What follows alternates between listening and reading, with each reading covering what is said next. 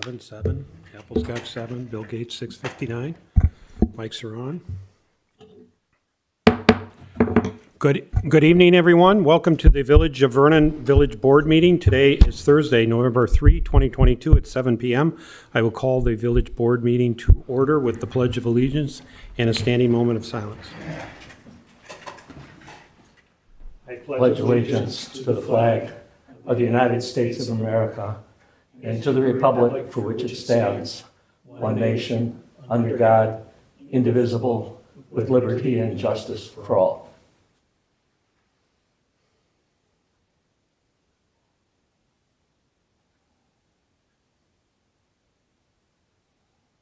Thank you, everyone. Roll call and open meeting law compliance check. President Fortner, Present.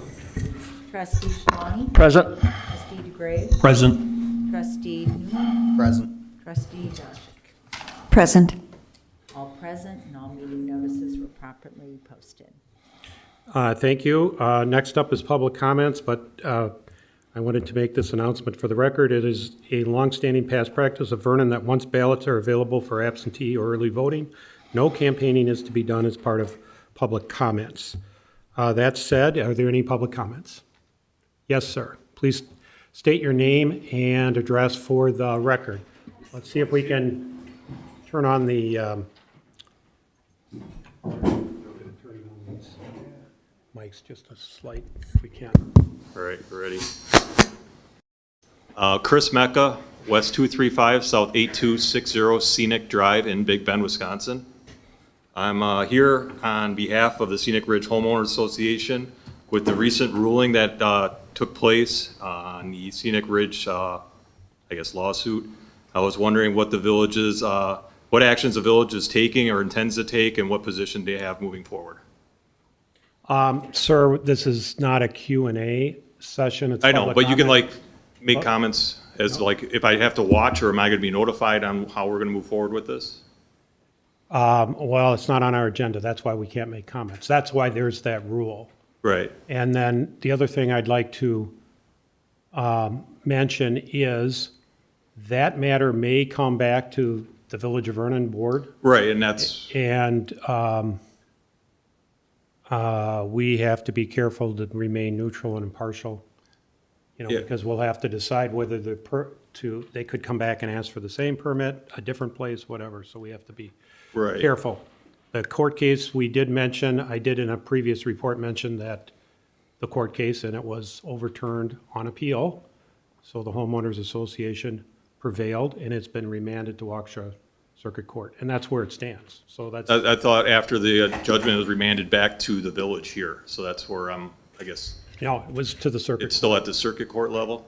Okay. All right. And then if it does come back to the village, will there be notification sent to the neighborhood, do you know, if it becomes a topic on the board? Or even Well- planning commission again?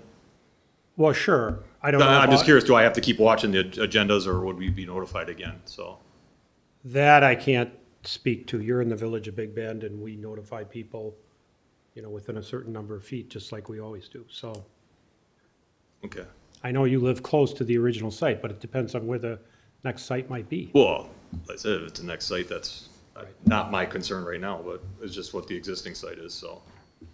All right, Thank you, sir. thank you very much. To the agenda. First up is approval operator's bartender's license application for Stacy Williamson. Ms. Williamson is not here. Was she informed that she needed to be present? Yes. So Yes, she was. unless she's late arriving, we will hold that open for momentarily. Otherwise, we'll table it. My question for the board. You see the attorney's comments, and you see her paperwork. And if the board is inclined to deny or possibly deny the bartender's license, he suggests that it's tabled and we get legal advice to make sure we do it properly. So she's not here.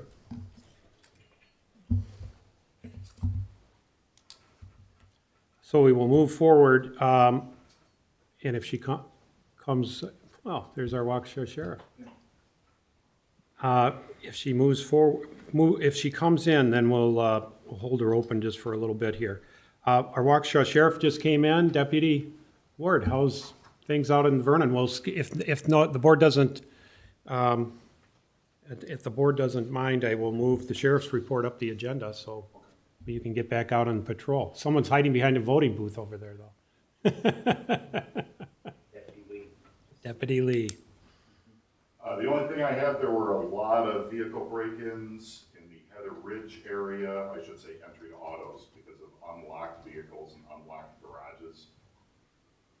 Please lock your vehicles and garages, take the keys out. And anything of value, that happened Sunday night, and they have systematically been hitting other townships and villages in Waukesha County since then. So, please lock your belongings up. Not just Vernon, but throughout Waukesha County. Always a good idea. Anything further? That's all I have. That's the big news. Questions? Anything? Yeah, that was Sunday night, and we haven't had any reports since then in Vernon. It's all been a little bit north of here. Yeah. Okay, thank you. Off for patrol. Okay. Next up is additional documentation for LifeQuest. This is from Citizens Bank. I know this has been on the agenda before, and we've authorized some here, and I'm, They wanted to add a third person, they felt that was necessary. okay, LifeQuest wanted to add a third Yeah. person. Uh-huh. Okay. And so there is a separate account at Citizens Bank just for the LifeQuest. LifeQuest, of course, is the billing agent for Vernon with regard to ambulance rescue squad. So they need to get the money into that account. Don't we write checks to them?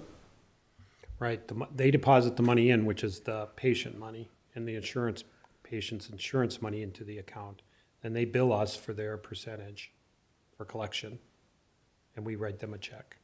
So what do they need a third name for? I mean, if they're, That I don't know. They're only allowed to look at the account and to deposit. Right. What Citizen and LifeQuest want is people go through, what should I say? They want something more permanent. So Carl was at it, and they want another individual that is more permanent within the village to sign. So that would be Brad, I would assume, or Karen Ray. If Karen's not, Karen Ray is that's what I would think would be you, Brad, and Karen. right.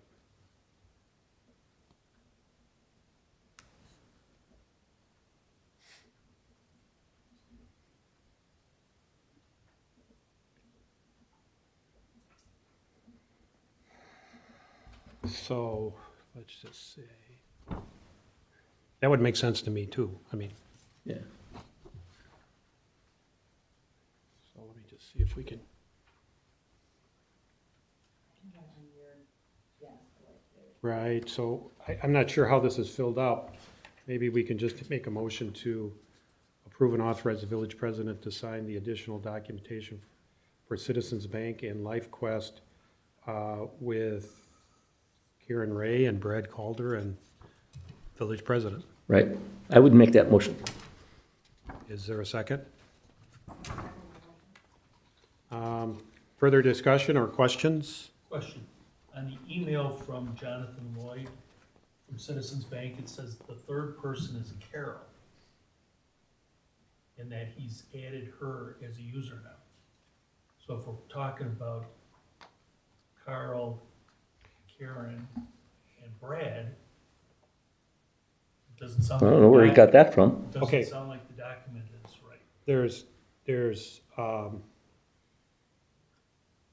Carol Jarvis is on the documentation, as well as Amber AST, and they are LifeQuest people. Okay. And they're asking us to add 3 people from the village. Well, and the admitted, and Haley Lang is the other one, right? Right.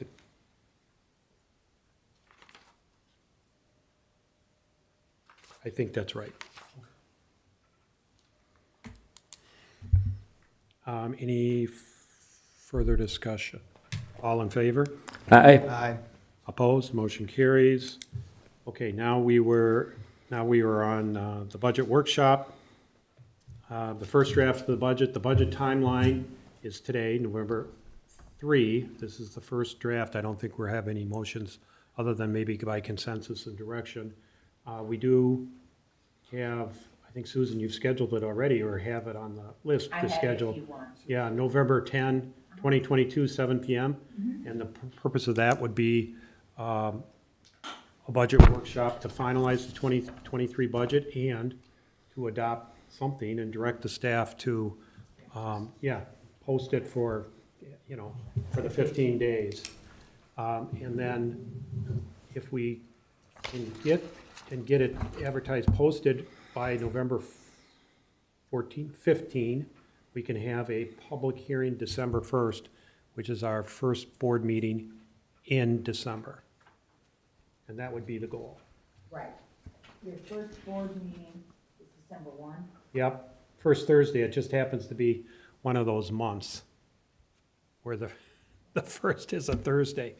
And if we can do that, then it goes over to the county and we get in line for our tax bills. I don't know if December 1st is our drop dead date, but it's awfully close to it. Yeah, so if we can't get it done, we have a little bit of wiggle room, but not much, and it would take another special meeting or 2. If you could, I just put down the 10th, I'm not saying that has to be the date. The 8th of November is obviously out because it's election day. Not that we're gonna be busy here, but I probably will be manning here while everybody's over there. The 9th, I can't do because I have taking someone for surgery, but I could do it the 10th or the 11th. And when does Brad start? Brad's going to start November 14. Because I would suggest maybe doing one the 10th and the 14th, so he's here to finalize it. That would be my idea, 1, 2, 3, 4, 5, 6, 7, 8, 9, 10, 11. And also on the 9th, we have planning commission, so that's not gonna Yeah. work. And I think there might be some canvassing on the election on the 9th, maybe here, day after the election might. Right. They might need this space, and, okay. Right, 14th, if we're gonna try to publish the 15th, it's gotta be done 14th. We do the 10th and the 14th, just put it, Yeah, and if we don't need the 14th, we don't need the 14th. But I think we're gonna absolutely have the 10th. This is a first draft, there's a lot of things that need to be fixed up in it, so. so I will put it down on my calendar, the 10th at 7 and the 14th at 7. Okay.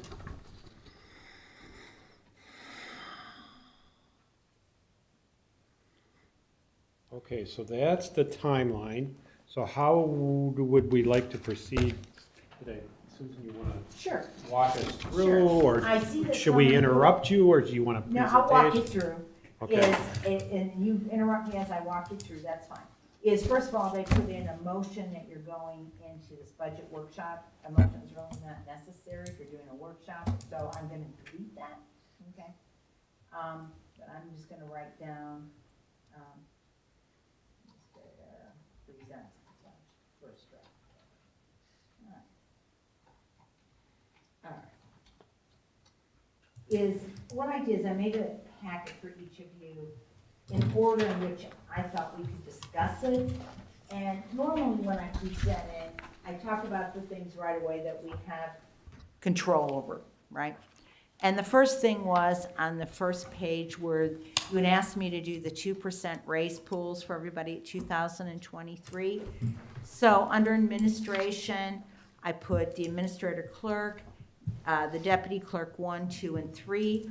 I'm assuming that you will not be replacing deputy clerk 4, which you have not had for a while. The reason I'm assuming that is I would use that money towards what you're doing for outsourcing payroll. I'm not saying that's the way it's gonna be, but that's what I would do to kind of deflect some of that. So with the 2%, giving a 2% raise pool there, it would be about $1,040 a year. Now, of course, the total for that pool was raised $31,000 because your administrator's making more, okay, than 2023. Then DPW, I did the director with OT, DPW highway hourly with OT, then how they also, in your budget, they pay a portion of refuse, parks, and storm. So the total of 2% raises would be $6,889.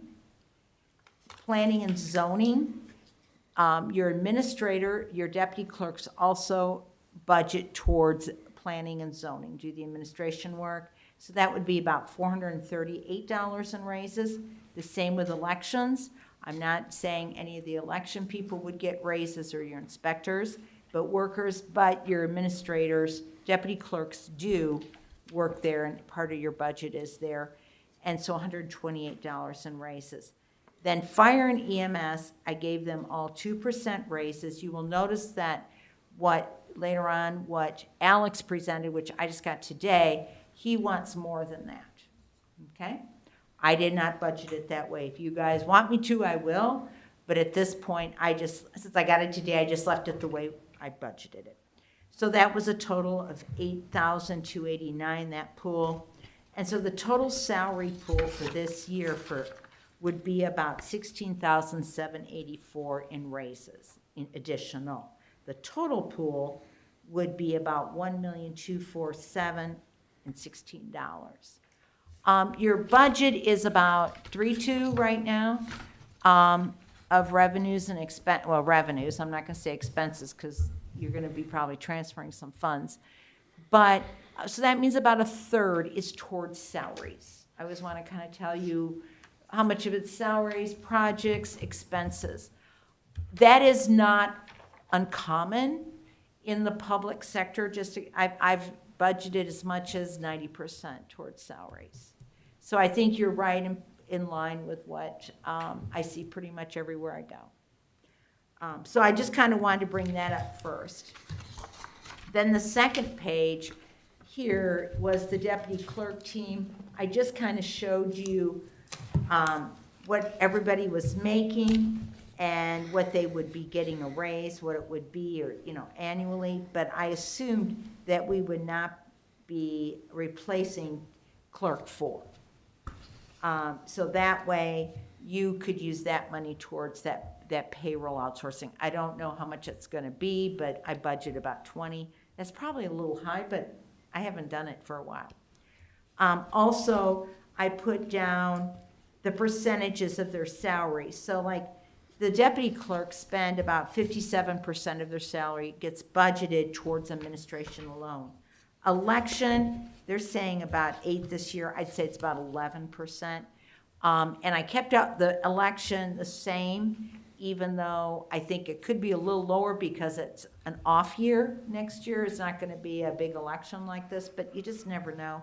And then planning commission, they're spending about 24 to 32% on that. So that's what I kind of wanted to talk about. So the next thing I'm going to show you is the revenues. And I used the spreadsheets Karen said that, and it's 4 pages, that your auditor put together. So these are his spreadsheets, and I just put in the numbers. Okay, and he had already figured out your 2020 and 21 actuals. So I filled in, and of course the 22 budget, I filled in what you actually had spent or received through the first 8 months and the last 4 months estimate. And then the B column is the percentage of change and increases. So I am just gonna, I didn't really see anything very different, except when we get to the second page, line 77, I just put in the budget amount 275 because I think you were behind in a treasurer, so some of these had not been posted yet. So I don't know why it would be any different, but I put that one in. And then the thing I wanted to show you on page 4, on P, you'll see your revenues are down because I haven't transferred from other funds 1,000,004 in.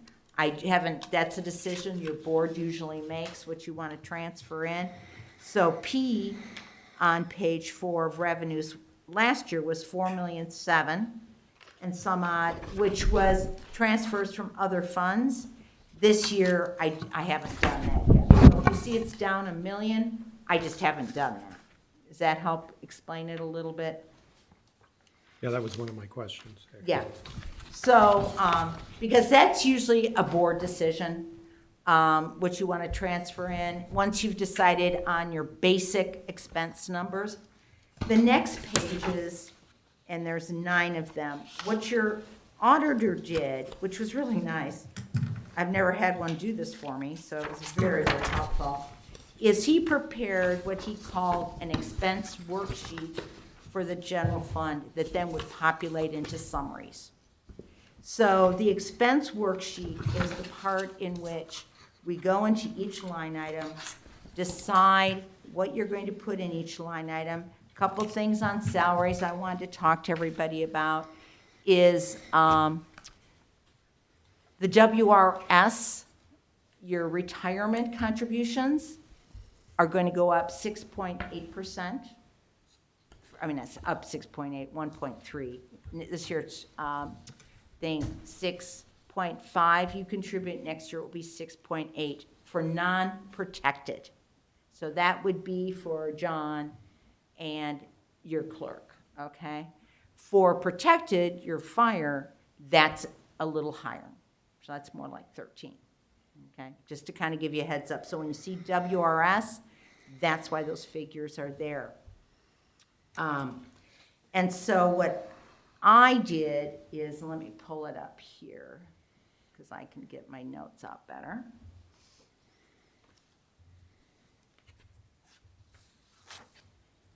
In orange were things that I thought, well, I really do need help before I go further.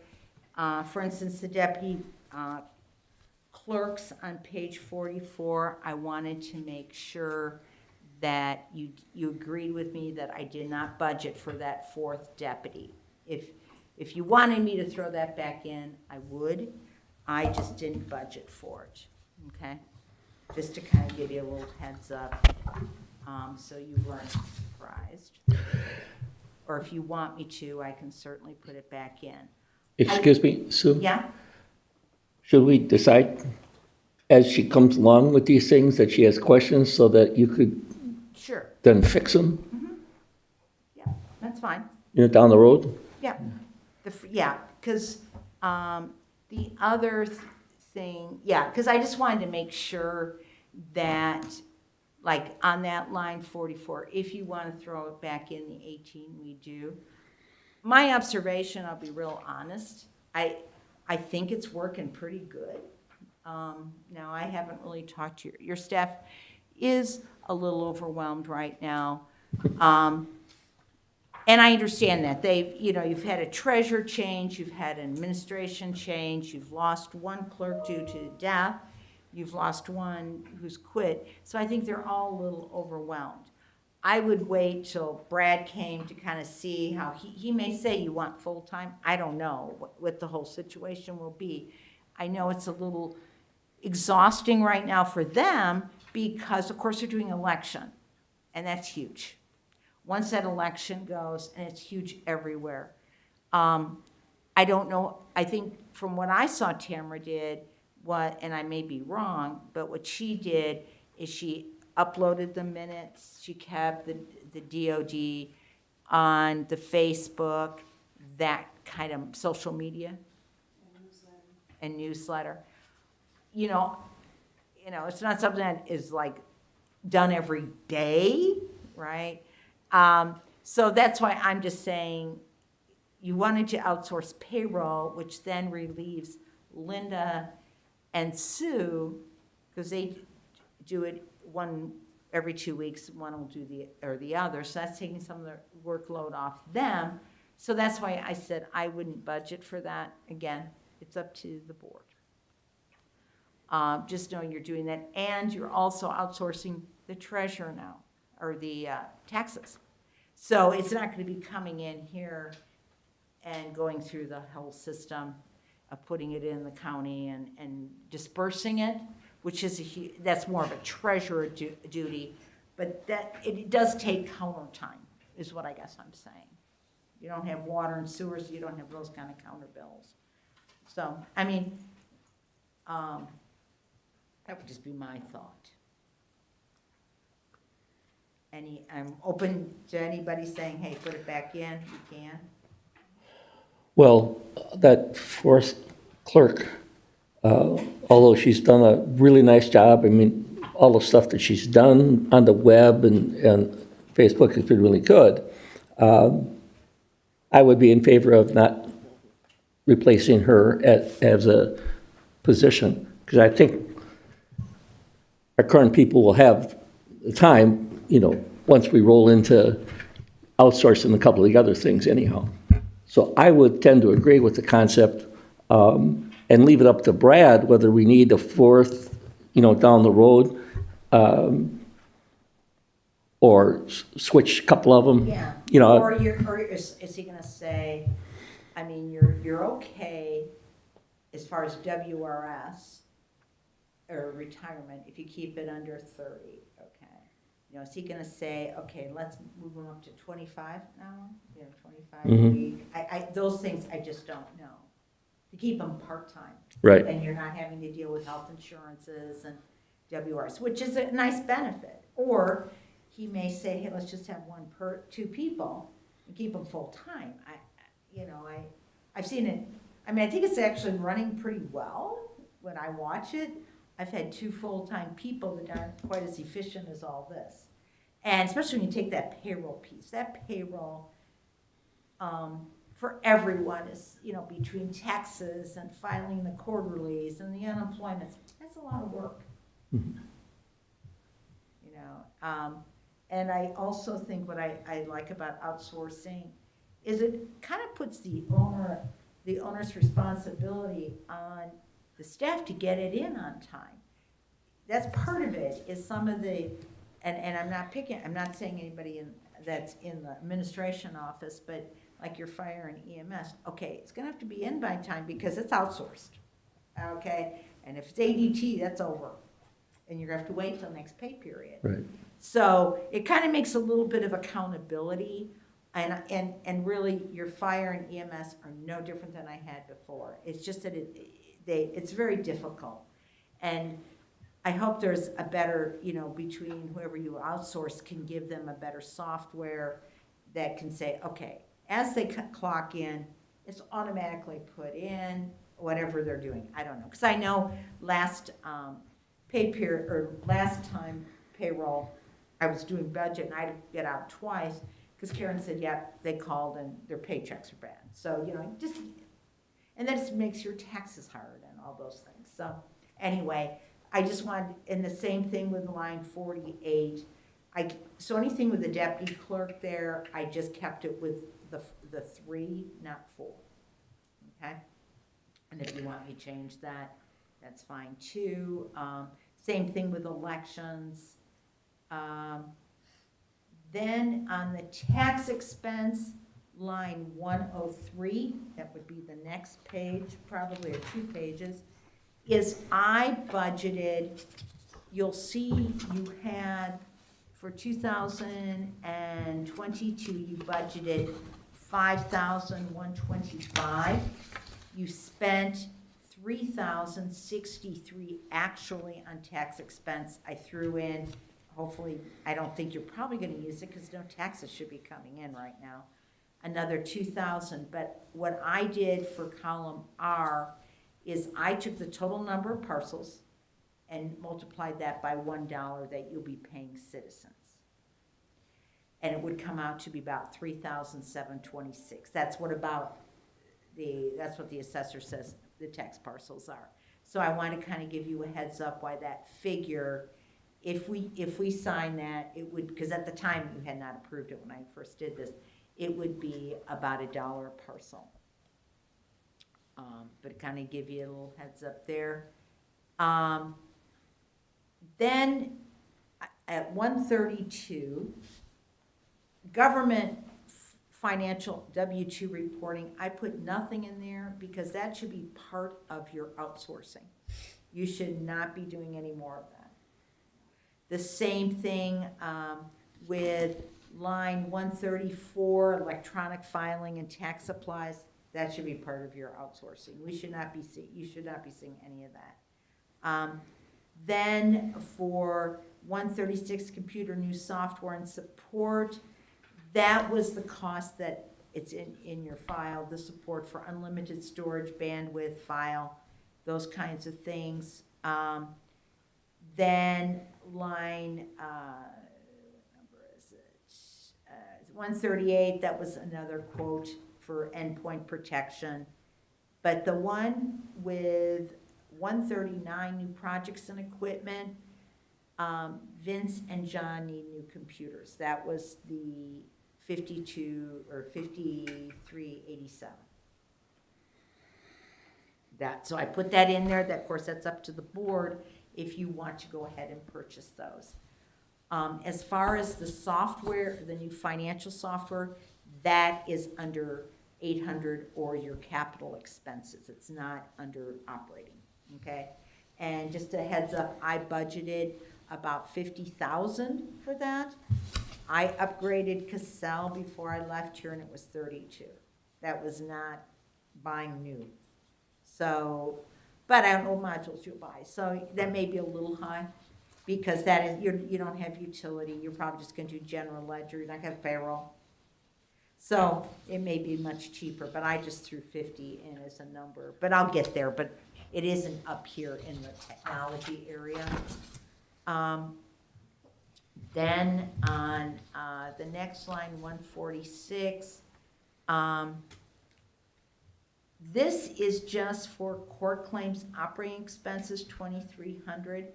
Karen wanted me to ask you, or Carl, did you want her to put a journal entry and put all the legal fees here?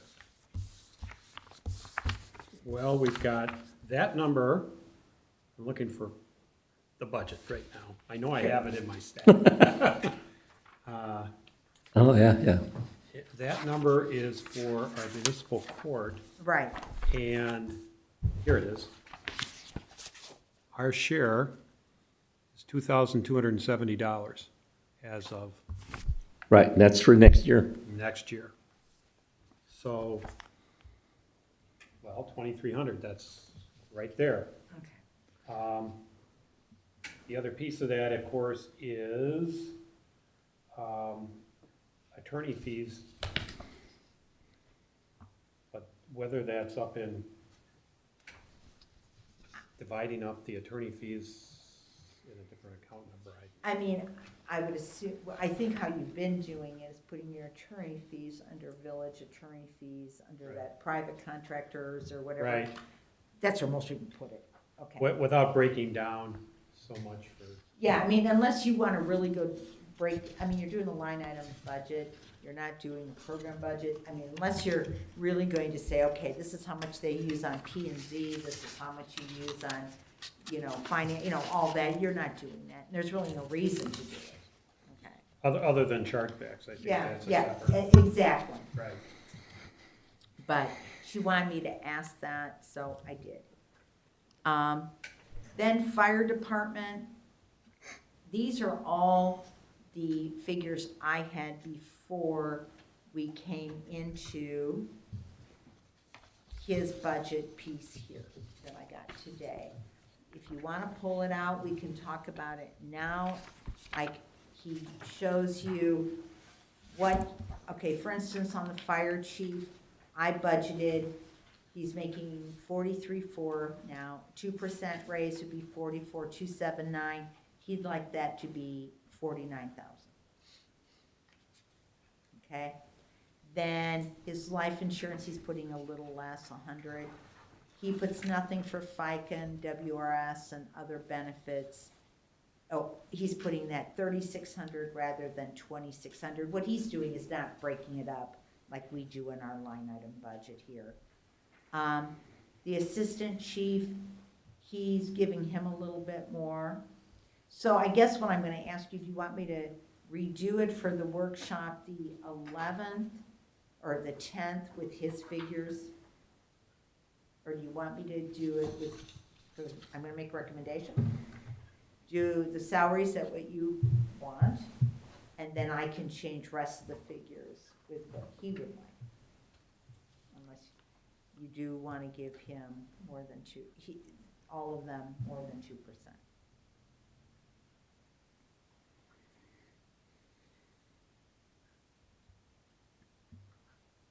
I'm sticking at 2%.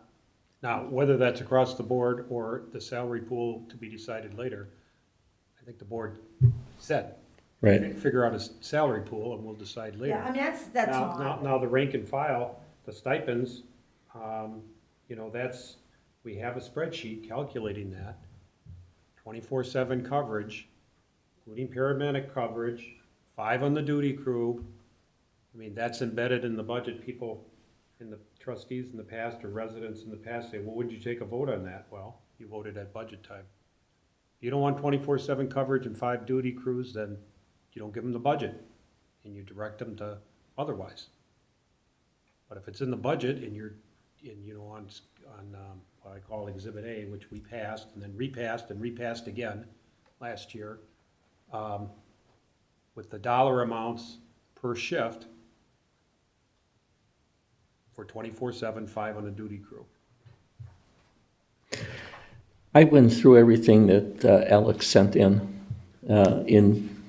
reasonable detail. I have a number of questions, or I question some of the logic that he put forth in there.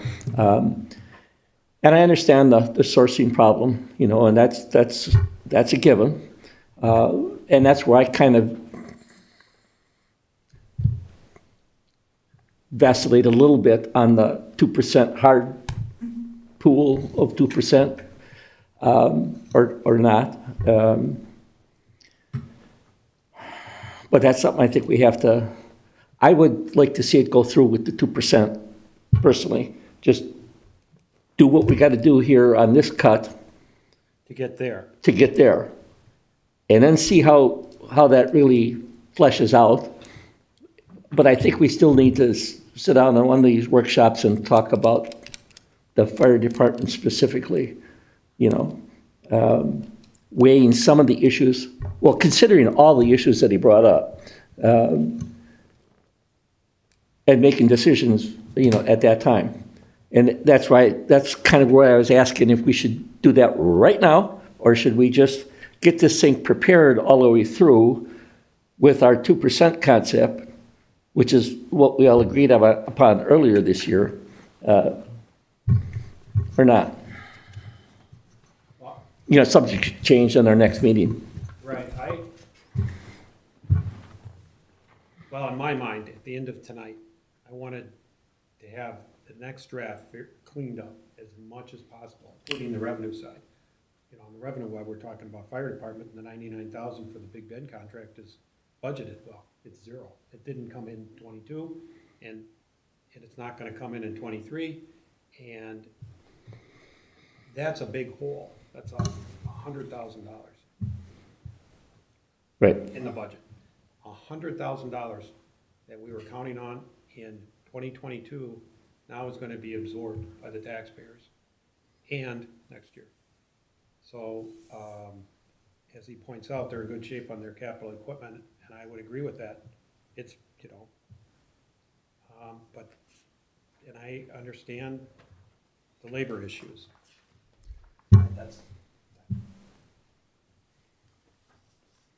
But, I hear complaints too, 24/7, like I said, when did any board take a vote on paramedic service? When did any board take a vote on 24/7 coverage? When did any board take a vote on 5-person duty crews? Find a motion, find a resolution. The only one is in the budget. And is there a report that shows us how that duty crew that we're providing has been utilized? Or have we been mutual aid for other communities? Well, that's the other issue I've heard, residents is, well, we're 24/7, 5-person duty crew. We're running to Eagle on mutual aid instead of McGuanago because they don't have the staff. Well, now to articulate the issue better to the residents who raise it the way I just said it, to articulate it is, are the Vernon taxpayers paying for 24/7, 5-person duty crews for 2 calls a day, which is not even the average, it's less. And then providing mutual aid to surrounding communities on a one-sided basis or a lopsided basis. Not one-sided, that's a bad term.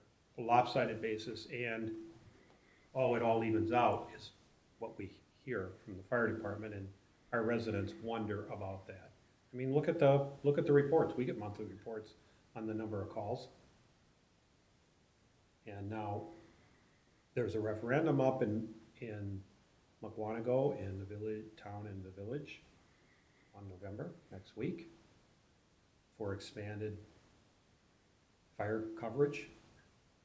To actually, as far as I can tell, to bring it up to our level that our taxpayers are already funding here. So we'll see how that passes. We'll know next week. Well, if they We'll don't know have- next week, Tuesday night or Wednesday morning. If they don't have the need, because we're covering it for them, I'd be willing to bet that they don't pass it. Well, that's a safe bet, Jim. Oh, okay.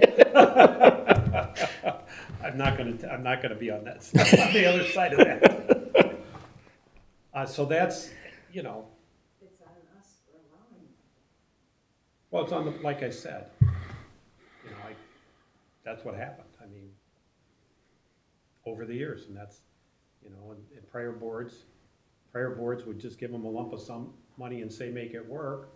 Well, the prior board, I was part of 2 of those prior boards, because that's what the prior boards wanted, and I'm only 1 vote. Well, they blew out their 21 budget on the labor side significantly.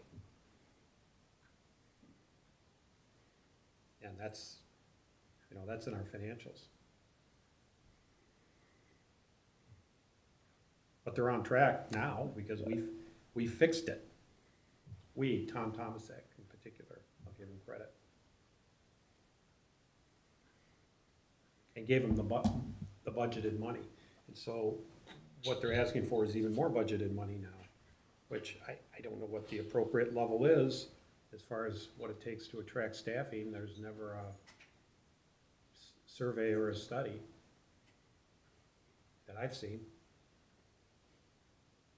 Wasn't it brought to our attention when we were using our recruiter that we were a very well-staffed fire department?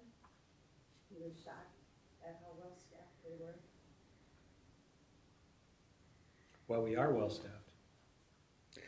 We're well-staffed, although we have a higher turnover than I'd like to see.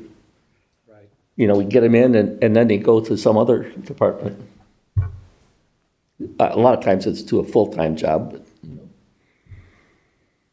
and that's expensive for us because we're paying for the turnout gear and the training and all that stuff.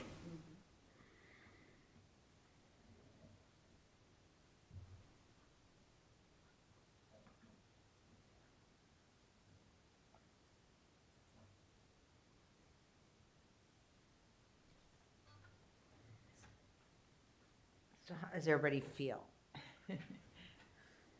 Keep it at 2 and then just kind of changes other figures, because if he thinks it's gonna be, I don't know what else, he really didn't have any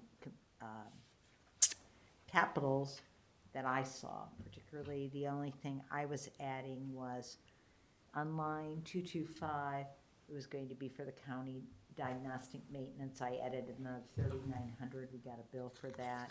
And communication was for adding another 1,300 for the village's portion of the operating budget for the digital radio system, but on that, I didn't really touch much.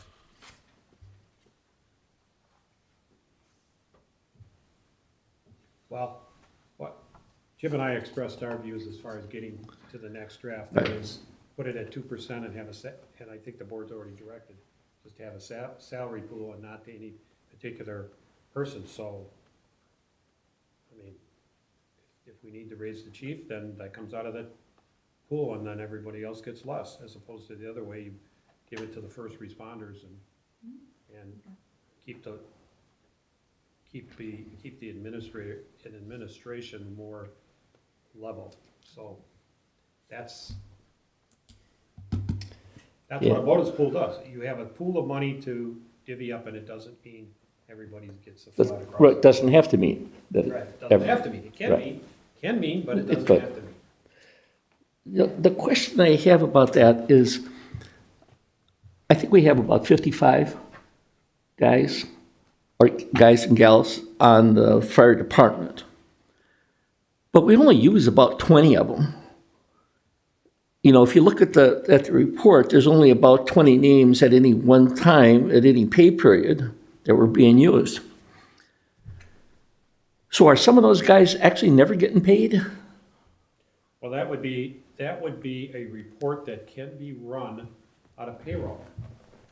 So, yeah, I've never really done a report out of it, but I would think. There, you should be able to report out of payroll a bunch of things. One is every fire department member who ever received a paycheck, and I think you can go back, because we've run payroll in-house, and if we were using ADP or paychecks, they would be able to do it for us. I know Right. that for certain. You could go back and look at 20, 21, and 22 by person, and how much they got paid by year. And that would show you, here's 20 that are the core, or whatever it is, maybe 30, whatever it is, core number of people that get 80% of the hours or 80% of the pay, and the other 30 get 20% of the pay. Right. And there are costs involved with personnel, other than their wages, their turnout gear.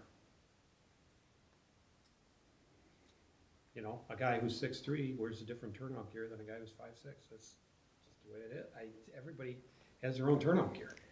And when the guys leave with this turnover, that's actually a fairly expensive proposition for us, having too high of a turnover rate. Right. And But the they- turnout but they gear leave is with their going gear. Up and up, so. They leave with their gear. Why don't we have them turn their gear in when they leave? Now, then we would have a coat rack somewhere full of gear for different sized people, and we wouldn't have to buy, again, brand new ones. I don't know if that's logical or not, but it's one of the questions I had going through the stuff. That is a question for The chief? Chief, or Yeah. Chief Hayes, or Deputy Assistant Chief Hayes. What I can do is keep it at 2%, look at Alex's and say, Alex, you're gonna have to be here on the 10th. Some of these things you'll have to explain, Right, Right. he can either be here, or we send him the questions, and he can, well, I would prefer to send him the questions ahead of time. This is not a, here's a bunch of questions, and, right. Right. I don't know the answers, or to catch him off guard. Here's the man with the answers. I don't think. He must have heard me. Yeah, I got a phone call. Mind if I? Sure, we're in a budget workshop. Awesome.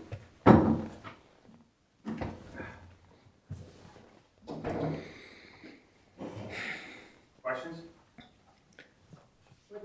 This YouTube's a wonderful thing. This last question that I had involved the cost of the turnout gear. Yes.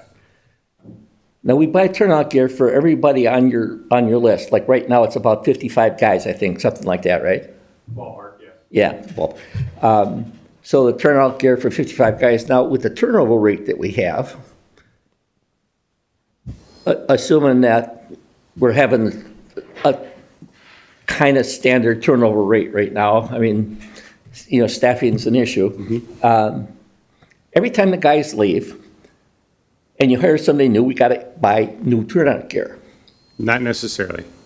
Well, how do you not? So they don't take gear with them when they leave.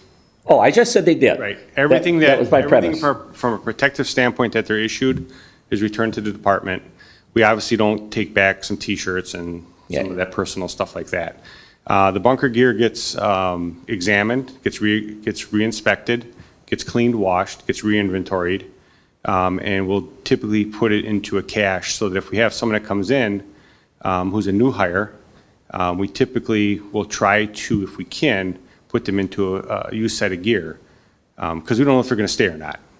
So what we'll do is we'll keep, our storeroom upstairs has a cache of gear. So we do that for the helmets, the boots, the gloves, the hoods, all the protective equipment. But once we know that someone's going to be here for a while, and we have the funding, which we allocate and try to buy about 5 to 7 sets of gear a year, we then put the more active people into a new set of gear. That was what I was suggesting. Right. Not knowing how you were really doing it. Right, and NFPA has some recommendations on the life of certain things. Set of turnout gear is supposed to not be used more than 10 years, helmets 10 years, boots are, I think, 3 to 5 years. But we look at the quality of the gear. If it needs repairs, we have it sent to a certified third-party repair vendor who does that for each manufacturer. And then we evaluate the gear, and if it gets to the point it's not any good anymore, then we dispose of it so it can't be reused. So, because if it doesn't meet the inspection practices and the expectations of the NFPA, then it becomes a liability for the community and for the department, because if someone gets hurt and they contributed to the quality or the lack of quality of the gear, then we have an issue. So we make sure that we do by SPS requirements and inspection of the gear every year. And then it's laundered after every fire because of the cancer considerations. Okay. Again, that makes perfectly good sense. Right. One other question I had brought up a little earlier was, again, assuming we got about 55 people on the thing, on the department, but every pay period or month, there's typically only about 25 guys that are getting paid, it looks to me, from the report that I've been looking at, reports that I've been looking at. Now, are there guys on the roster that aren't being utilized, as an example? So we have, because of the dynamic structure of what we have a part-time structure with people who work, some people work a little bit more than others. Right. We also have people who are occasionally on, like, we have several people who are on a leave of absence right now because they took career employment with another fire department, so they're in their probationary period, so they'll typically take a leave of absence. We also have what we call a Kelly Day, because we've had 6 people assigned to a duty crew when we usually staff with 5. So there will be an occasion where the 6th person, and it's a rotating thing that the company officer kind of manages, that when that rotating duty crew comes every 6th night, which is what the majority of the people are on for a crew, someone may get a night off. So then they don't get paid. So between that and the part-time structure and the fact that the employees submit their hours every month for shifts coming up for the following month, there's other conflicts like employment. Sometimes people take a vacation, things like that. And we have some people who have some limited availability at times, so they may only work 1 or 2 shifts in a month, and others may work 6 or 7. The requirement we try to enforce is to have 4 shifts per month from each one of our employees who are part-time employees. And then the duty crew employees are on a rotating crew, and they work every 6th night. So that rotates throughout the year. So every 6th night, they're on a duty crew for 12 hours from 6 p.m. to 6 a.m.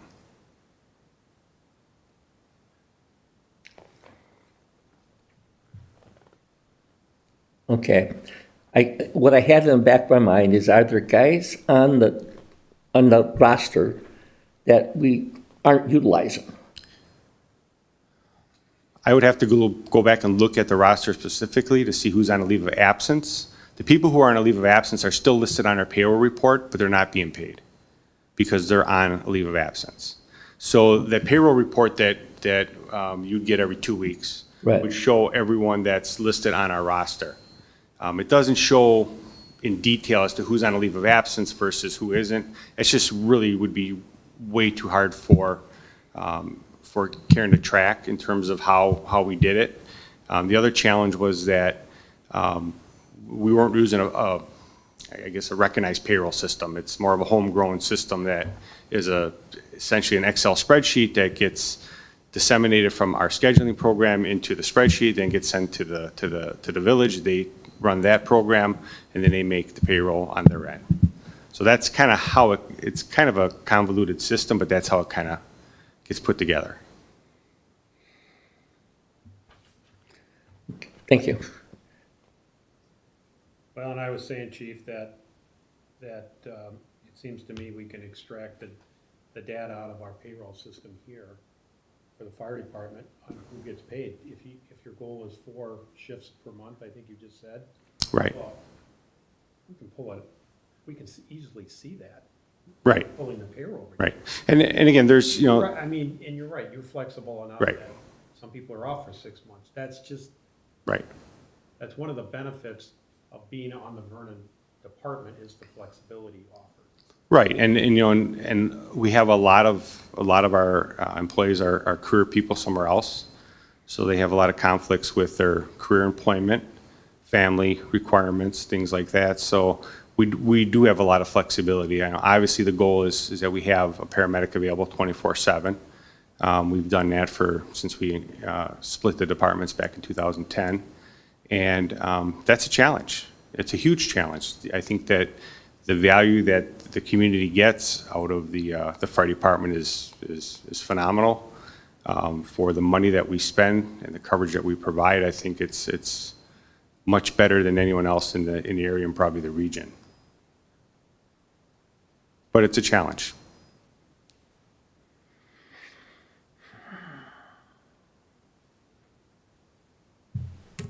Tell us about the Flex grant. So with Flex Grant, we received $113,000 was our final notification that we received last week. That money will be, is earmarked for some equipment, some supplies, some training, and a first responder vehicle. Okay. Those will all When are we receiving that money? So that's a good question. The state has not done a very good job of administering this program. We were first told we were going to be awarded, or we would be notified of our award in August. That didn't happen until I believe sometime in, I want to say, end of September, early October-ish. We then got a couple of subsequent notifications that our amounts had changed. We went from 108 to 113 now, out of, I believe, about $270,000 that we had requested. That was pretty much the formula that they use throughout the state of Wisconsin. So that money has to be earmarked for the purchases that we had requested in our grant. The last notification we had said we would get 50% of the funding once we submitted our first invoices, and then a follow-up of a second half would be once we are in the final stages of submitting the final paperwork for the grant. So they haven't been very good about communicating to us exactly how the process is going to work.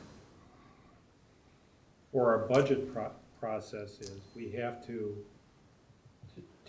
say in your narrative that we're going to get this one-time EMS Flex grant of 113, and it's going to be earmarked for a paramedic first responder vehicle. What we need for the budget is we have to budget the grant, we have to budget the expenses. And that was in the, We need, everything that in the grant request and how that fits into the budget. yep, and that was in the memo that I had submitted last week. That kind of outlined, I didn't go into details to exactly what the equipment was, but it was in generality as to what the amounts were. We can get you a copy of the actual grant itself. But we need to have that in a budget line. So that, my understanding was it would go into the FAP, budget line that we have currently established. Do you know where that is, Alex? I'm just looking at. What did you just say, the what line? FAP, Oh, federal assistance yes. programs? So every year we get approximately $5,000 to $6,000 in FAP money. That's the Act 102 money, it used to be called. And last year, I think we got 5,700, if I'm not mistaken.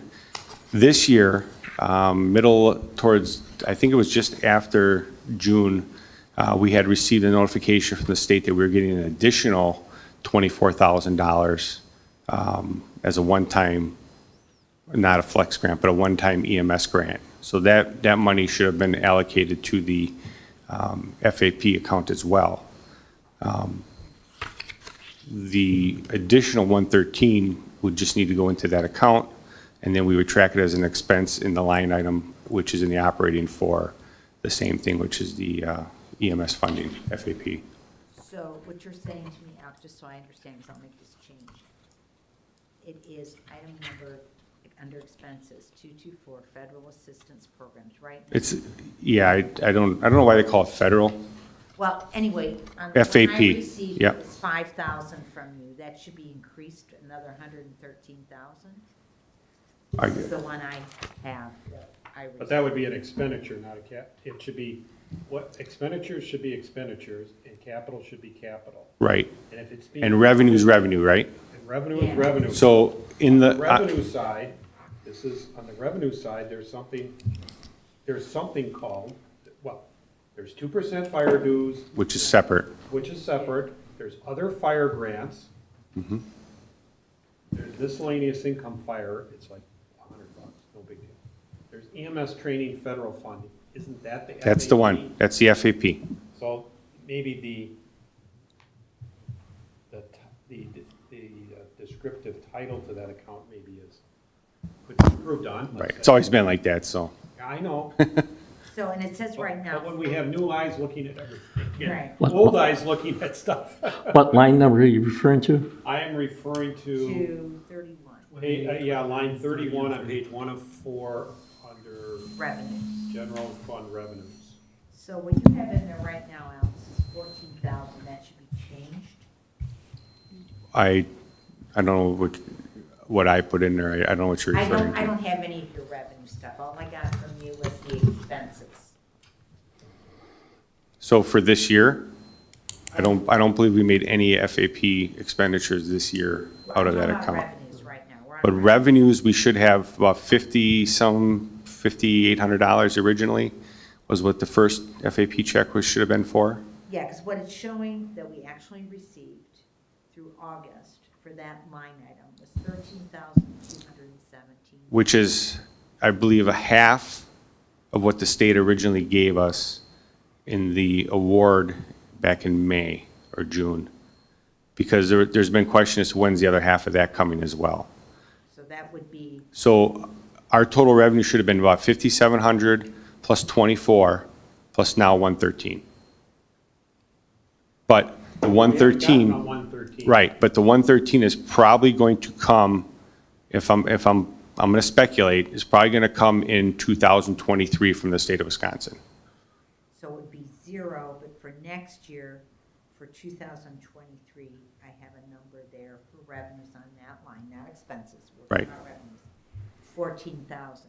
So you're telling me it should be really 113,000? It should be, there should be about another 13,000 coming from this year's second half of that grant, which we have not heard when they plan on sending that to us. If that's, I don't know how, That should be in 2023 or this year? well, if, Okay, next year. I would think probably from a budgeting standpoint, we should probably earmark it for next year. Okay. that's Because I have no idea when the state is going to actually cut us that check. Okay.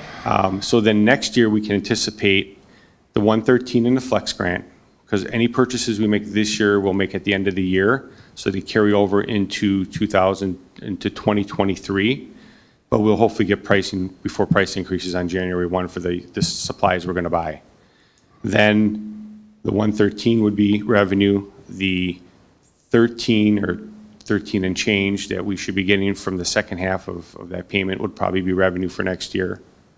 And then there will be the typical I think, what did we budget last year? 5,000 for the FAP? Uh-huh.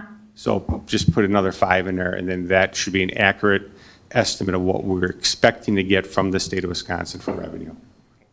So that would be a total of One, about 131? yeah, 131-ish. Okay, okay. Then on the expense side, going back to that, is, so that is now under line 224, you have $5,000. Because that is the original budgeted amount we typically get from the state of So Wisconsin. should we add the other ones to that as well, the 13 and the 113? I am not an auditor or an accountant, but I would say yes. Yes, I mean, if you're going to get it Be- in. Because the FAP money we get every year, we do have the ability to escrow that if we don't have a need for it. We can use it for some very limited scope of things, some unanticipated maintenance, training, equipment supplies, things like that. But the flex grant that we have received, we have to spend that money by October, I think early October of next year. So that money will have, that 113 will have to be expended by next year's budget. Susan, you had said 224. In my, it's 219. For. The line number on the Oh, FAP? On the expenses. Yeah, yeah. It would be, I see it's federal assistance. It would be, what is it, the 205, you think, or which number is it? The 5,000 is in federal assistance programs 224. Is that where you want it else? We're talking about expenses. I'm going to jump to my, Here, you want to see? Sure. it?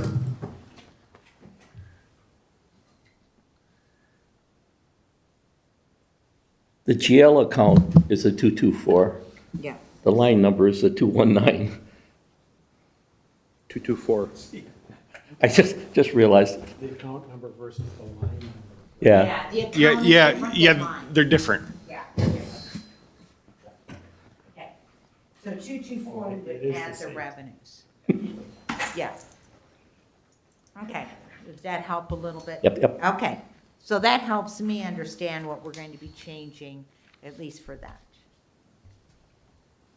So, and I guess just in the paperwork or the supporting stuff that we had submitted, which I thought was in your packets,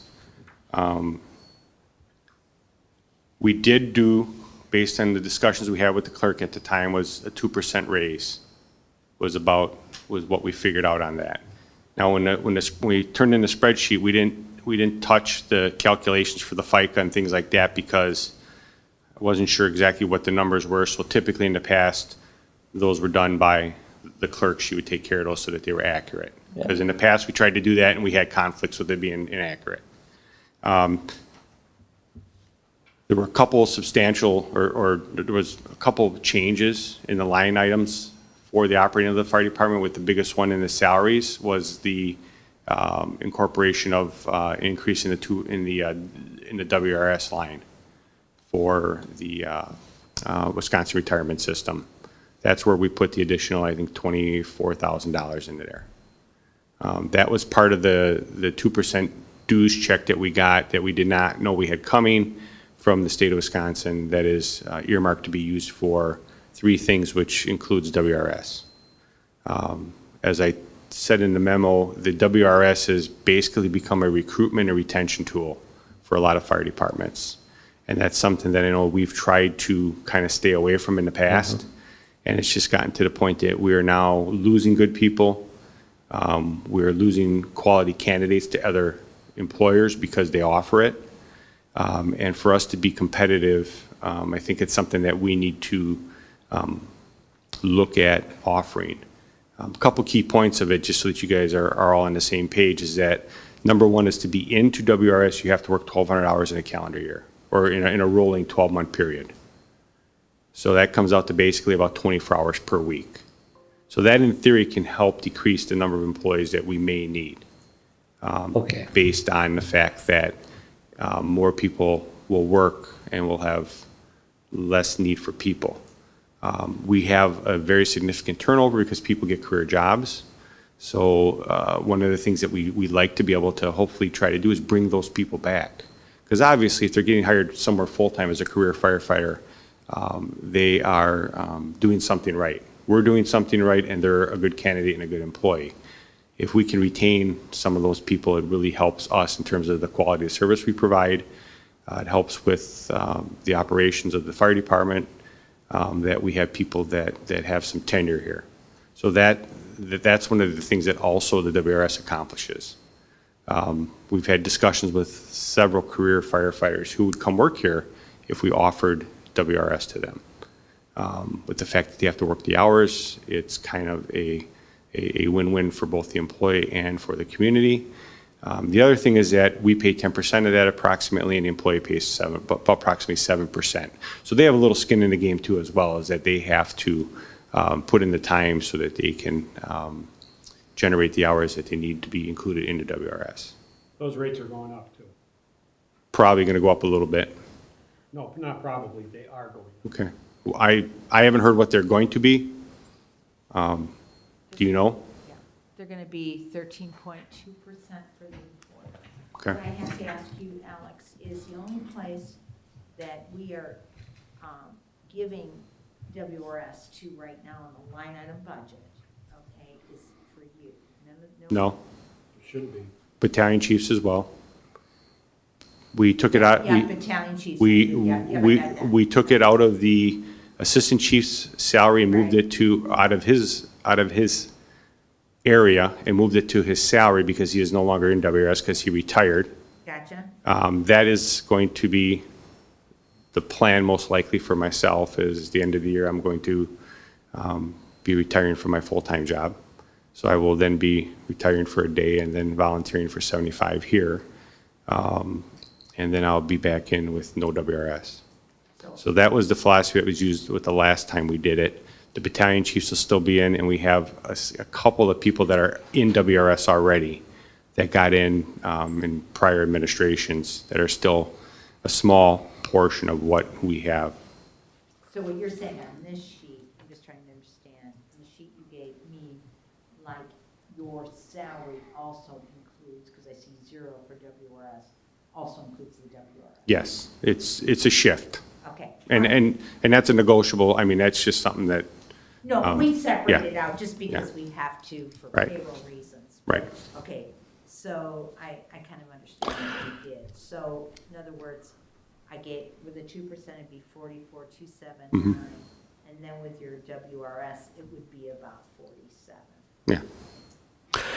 Susan, you said 13.2%. For us. That's for us. What is it for the employees? Do we know? Yeah, I do have it in there. It's about the same, a little less for them. I thought by statute it was capped at about 7 something. Yeah, because they're different. For the administration's half and half. So For them, it's- protected is different. Protected is capped at, I believe, 7.5% or so. Yeah. So when anytime it's raised, we pick it up. Okay, thank you. Back to the 2%. I'm looking at revenues. We've got 2% fire dues. In revenues, I'm talking about, for 2022 budget, 46,000. Your narratives talks about a one-time grant this year for 25,000. What do you mean by that? This year, we got an extra 25,000? We did. This year in okay, so it's not reflected in these budget sheets. So the money that we got in, again, it was sometime towards the end of, I believe, the end of their fiscal year, which is June 30th, right, for state stuff. We got a check out of the blue. No one knew it was coming for 24,000 and some dollars change. And it was said it was part of some of the, I believe, the ARPA money or the build back stuff that the state of Wisconsin had gotten. And I believe they just divvied up the amount they had with the people that were in substantial compliance for fire protection and sent us a check. But we only got half. Did we get full? We got a full one for that, I think. Okay, so what he's asking is what line item would that be in? Yeah. 2%. In the 2% fire dues, you got more than the 46. What we received actually in 8 months, Alex, is 41,305. That's what we received. Because We were budgeted for 46. 30, To me, it looks like you're short. how are we budgeted? I believe, if you look at the numbers from last year, I believe we typically, for our 2% dues, we budgeted a revenue of about 33 to 32,000. No, 2020, fire dues, 38,621. 2020, 2021, 40,245. 2022, 46,000. Yeah, that's what we budgeted. Unless those are wrong. I mean, I- the first two columns are audited numbers. And the 22 budget is audited too, in the sense that you just took our budget, your budgeted number. Right, that's the budget that was adopted by line item. I would have to go back and look at our budget worksheet from last year. But I know that when we typically, that's money that we typically get, that's towards the three things, the education, the prevention, and the retirement it can be used for. That's that money that once we do our fire inspections, we get awarded, and it's typically, I want to say last year, I thought we were in the 34 range, is what the check would be from the state of Wisconsin. Alex, the approved budget was 46. So Okay. that's what was approved. That's going to be the All right. budget item. However, what would it be for this year? You're telling me it would be more than. This year being 23, by the way. Yeah, by 23. I can't really change the budget number for 22, but for 23.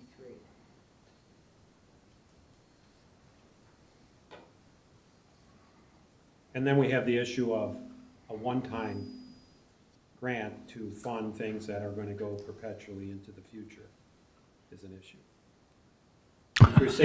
If you're saying, oh, we'll just use that to cover WRS, well, For next year, yes. or next year, what Right. about the year after and the year after? I'm thinking about next year. All right, Okay, so but what you see my, I get it totally, yes. so what Yes. should that 2% fire dues be? You know, let me look up on the state puts What out. line are in- you guys on? What line, I'm sorry. We're What on line? line item, I'm sorry, everybody, 28 of revenues of the general fund. So go back to 28, we had 46, I just put in 46 from like this year. You received 41,305. I just put I said you would get in another, but I'm gonna delete that. yeah, I would say you're not gonna. Yeah, you're not gonna get it. It was over budgeted, okay, as far as revenues, is how I'm looking at it. So now we've got, so I took that out for the next 8 months. We received 41,305 for the first 8 months actual. 4 months, I'm gonna take out the number I put in because it doesn't sound like you're gonna get that. So now we're looking at our 28, what should we put in that line item for next year?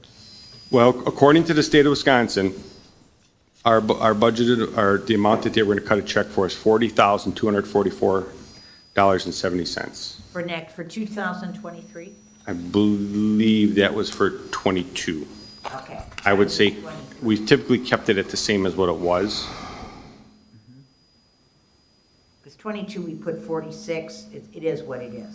Yeah, for 22, it shows received 41,305, and you just said 42,444. Right. Okay, we can drill into that general ledger account and see where those numbers are.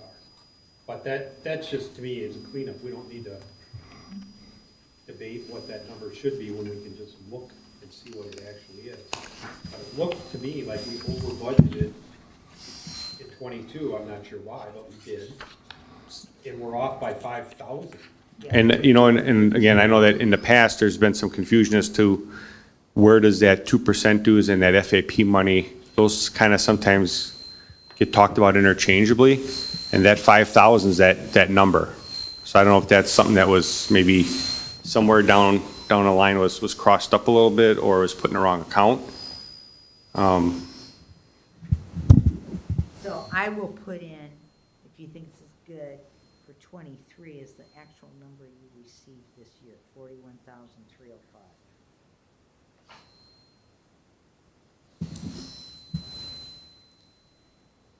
Well, because according to the state, it's 40,000 and change, so it's just, Okay, I'll put 40. Put that number in there, Yeah. whatever they're telling you. Yeah. And like I said, that, And forward that on, you're looking at something, send it so that Yeah, Susan sorry. has it and she can put it on our board packet as backup information, so we know where these numbers are coming from.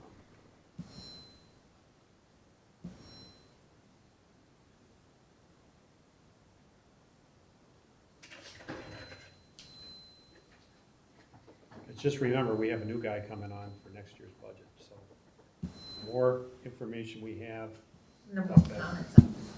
right. Sent to you. Right. Okay.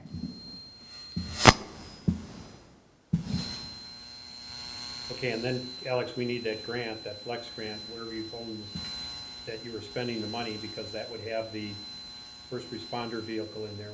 We can't put all of it into operating expenses, if part of it's going to a vehicle.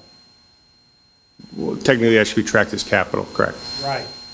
So, This is a budget document. Right. We need to track capital. well, I can get you, Expenditures. I can get you a breakdown of what it is. I'll just shoot you a memo tonight or tomorrow morning that'll break down where the equipment's gonna go. Because technically, I guess technically some of the, like, we're gonna buy 2 ultrasounds. Those are probably gonna be longer than 5 years. Those technically would fall under capital, but I think they can be just put under small capital equipment. It's just, it'd be a lot easier to track if we kept it all into that one line item. Just from a standpoint of when we get audited by the state, they're gonna wanna know, what did you do with your $113,000? Document A says you have 5,000 spent on computers, 5,000 spent on laptops. So I'll just break that down so that you can follow it. And then we'll just have to make sure when we make purchases, we assign it to the proper account. Because what we need is out of 113, which, like, let's say 40,000 of that's for a purchase. That then goes into a capital outlay, Mhm. the bottom. Right. Right now, all I have in there is, trying to look at my note. I just put in 30,000. So the memo that you guys got had outlined the capital purchases that we had asked for. I didn't put it, I just I put that you spent the 435 on an ambulance this year. I put 30,000. 430? No, it was 300. Oh, okay, it was 300 because, The complete project was 300, the ambulance and then the radio and the cradle point and everything, so it was about $300,000. yeah, because that's the only thing that's showing up for the first 8 months And that was budgeted last year, was 76,305. right, because we just took delivery of it basically a month ago. So only thing I put in for your capitals for this year was, I did not put any of the things from your list because I'm going to leave that to the board. So the things that were approved in the budget this year, one of the things was a replacement for the Tahoe. That's been on order since January-ish. Still haven't heard a word as to when that's ever going to show up or if it's going to show up, so we're going to have to carry that money forward if we don't get it by the end of the year. Thankfully, you guys approved going along with buying the ambulance because that's basically saved this community about $100,000 that you guys, by being proactive, saved the community. Right now, you can't even buy an ambulance or order one because you can't get a chassis. John's probably in the same boat. And moving forward, we're gonna have to have that discussion about we have one capital purchase for the next probably 3 years, it's the tender. And they're telling us now they're between 3 and 4 years out on trucks. So I mean, I don't know how we forecast some of those things, and do we just try to order something now and know we're gonna have to pay for it in 3 or 4 years? Or how do we accomplish that? Because it's been a huge challenge for our industry. Police are no different, they can't get squad cars. You can't get dump trucks, right? It's absolutely ridiculous. Bunker gear's gone up, everything's gone up. So we're doing the best we can with trying to forecast some of those things, but we're at the mercy of, short of going out and buying something retail, which is gonna cost the community a lot more money, which we're not gonna do. We have to kind of wait and see how Chevy, or GM comes through for us. So what we need from you, Alex, is I have this, but I don't, and I have this little sheet of your request, but I need to have something more outlined. I mean, I can tell you now, I doubt if they can afford to give you all these capitals under fire, okay? Is that what you'd like me to do? Okay. I mean, right now you want, you know, the 40,000, 140, 200, 210. It's about 230 capital. I can budget that, put it all in. Well, let's talk about that. First of all, this paramedic first responder vehicle, that's going to be, you're going to get us information on that in the part of it. Yes. Number two, the 40,000 station alerting system. First, we heard about it. We talked about it last year. What? And then we had talked about it earlier in the year about using ARPA money for that because it's a qualified purchase. A lot of things are ARPA Right. money, okay? I can spend ARPA money on any general government. Right. So, let's just, off of that, we talked about it, but we never put it in capital improvements for 22. We requested it, but we struck it And we struck it. Yes. Why did we strike it? because you weren't sure if you wanted to spend the money on it. Right. So it's back in the butt. And actually, the other part of that discussion was the feasibility of a station improvement or relocation. So, So that's an ask. Yes. 100,000 to station improvements, that's also an ask. well, I think that's more of a need. That's basically to address the shower issues, the facilities. We've had money in the budget in the past for that, yeah. Not for showers. It was taken out because you were going to potentially relocate the fire station because of the village process in the TIF district. So it was taken out. We had asked for the money. We did do a substantial improvement to our kitchen several years ago that the members did at a much reduced cost because they did a lot of the work themselves with one of our people who's a contractor. But the shower facilities, the restroom facilities are in need of improvement. As you know, the building is not in stellar shape. Everything was low bid at the time it was built, and we're at the age now where we're paying that price. Where'd the 100,000 come from? Just a very rough estimate based on making a couple phone calls and talking to people. It's somewhat of I don't want to say a shot in the dark, but it's just an estimate based on the fact that it is a municipal project. You look at what they want to charge you to put a roof on a place like this, so we kind of use that philosophy. If we're serious about looking at it, we'd probably bring a couple contractors in, get some firm bids, but I don't want to waste someone's time if we're not going to actually realistically look at doing it. Because we also have talked about having Keller come in and do the assessment of everything. And I don't know where we are with that. Is that money anywhere in this budget? I did not put that in the budget. It doesn't necessarily need to be Keller either. but No, right. Money to Right, but needs assessment, when we had our last discussion, we talked about the 1,500 being something we could incorporate into our current budget right. through our, Current budget, 22 budget. or 23 through our Or maintenance 23. budget.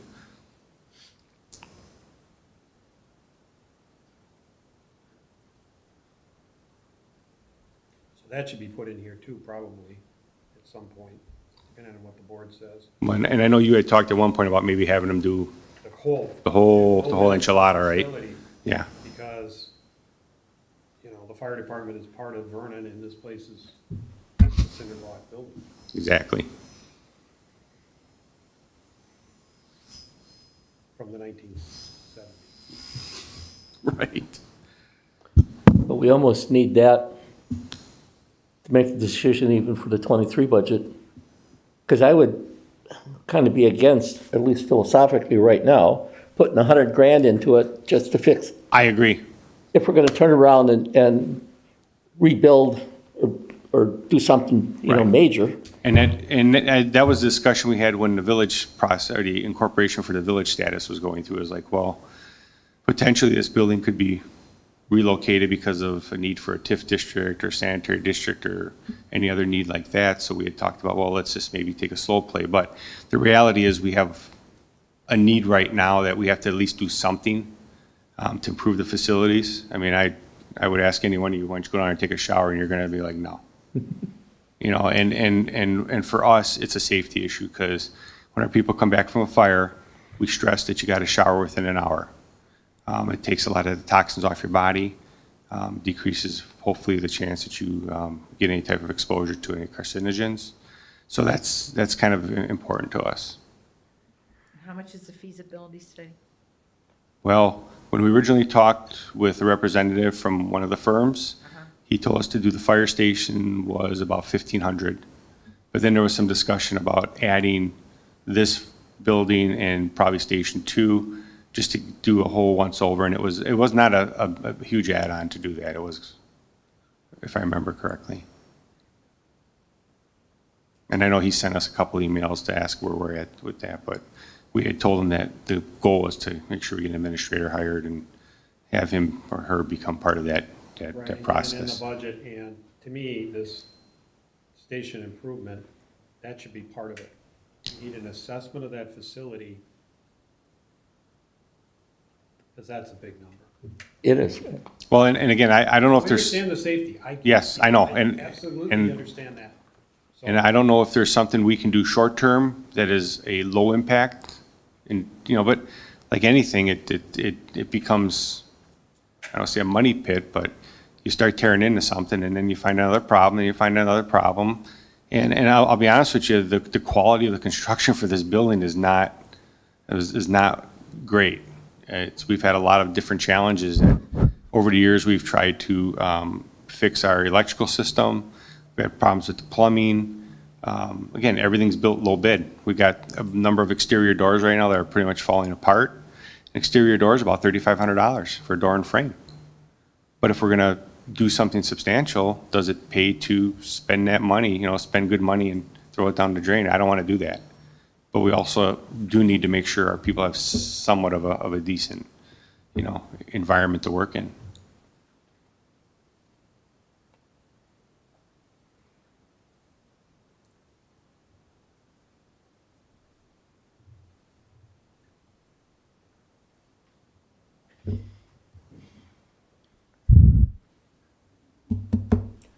Other questions for the chief, fire department? Pretty much, for me. Dan's got something. I was looking down the line here. You talk about doing some things out of East Troy at Alpine. Yes. How does that play into the budget? So we were approached by a company that operates EMS out of Illinois.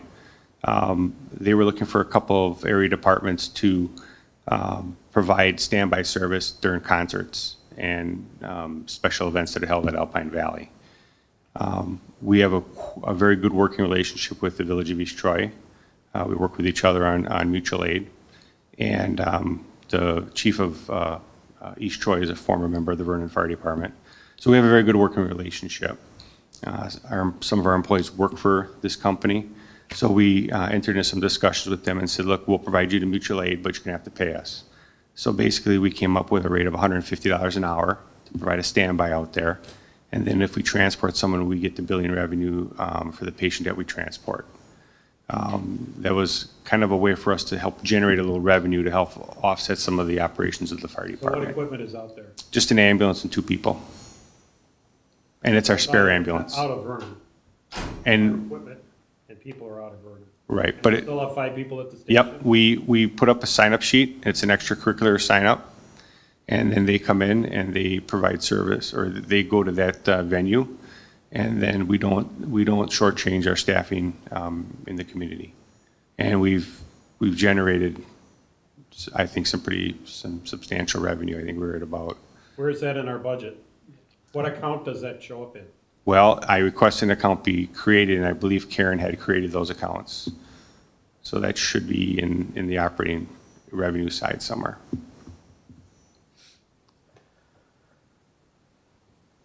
Now, the billing will be hard I to don't know treat. where it would be, but that's a question that can be run down. Yeah, the route yeah. Before next week, or next Thursday, or before our next meeting. There is a line called Village Waukesha Service. No. Nothing in that line. No, it was a right. Yeah, that's a different thing. It was back in September, August, September. I'd sent a memo to Karen and asked her to create an account, and she said she was gonna create an account, a revenue account for those checks to go into, so that we could track it. Should we create an account for this flex grant? I would say it's just fine to go into the FAP because it's a one-time thing.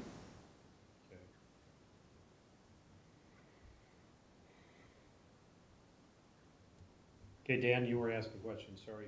I just want to run that to ground. No, I was just, I think you sort of helped add to it. It was just trying to understand where it is in our revenue section and basically what the costs are associated with it. Right.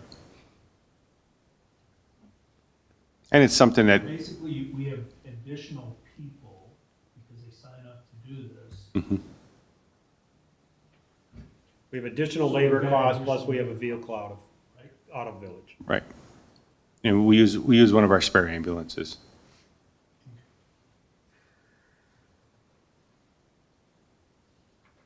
Thanks. Oh, no problem. Other questions for the chief? We're trying to get the goal tonight is to get a second draft of the budget that makes sense. And, you know, revenue's not in here, these expenses aren't, we gotta get all that cleaned up before we can really, to me, really get sharpen our pencils, because otherwise, it's almost impossible to figure this out when there's so many moving pieces. Right. So once we figure out where the Alpine Valley money's going, is it gonna be similar to next year? I would assume it'd be pretty close. I think this year, I think we did 7 or 8 different standbys at about $1,200 a piece. So, you know, because we agreed upon basically about, I think we agreed upon the base was gonna be like an 8-hour timeframe. So do we pretty much break even? I think, well, I don't want to say this, but we're making money. We're ahead of. Yes, way ahead of the game. And who is that agreement with? We haven't seen, we've never. It's basically just a form of mutual aid. If With whom? with East Troy, The town of East Troy? East Troy Fire Department. Okay. So, and it's kind of, I want to say it's a gentleman's agreement, but we've both agreed to provide an ambulance to stand by there. East Troy also provides fire suppression for the venue. But for us, it's a good way to generate a little revenue for the community and also get our people some experience with a different dynamic of patient care. Some of these concerts are very challenging in terms of the clientele. I didn't realize LSD is so popular with older people, but we've had a lot of good patient care experiences for our people to gain some experience.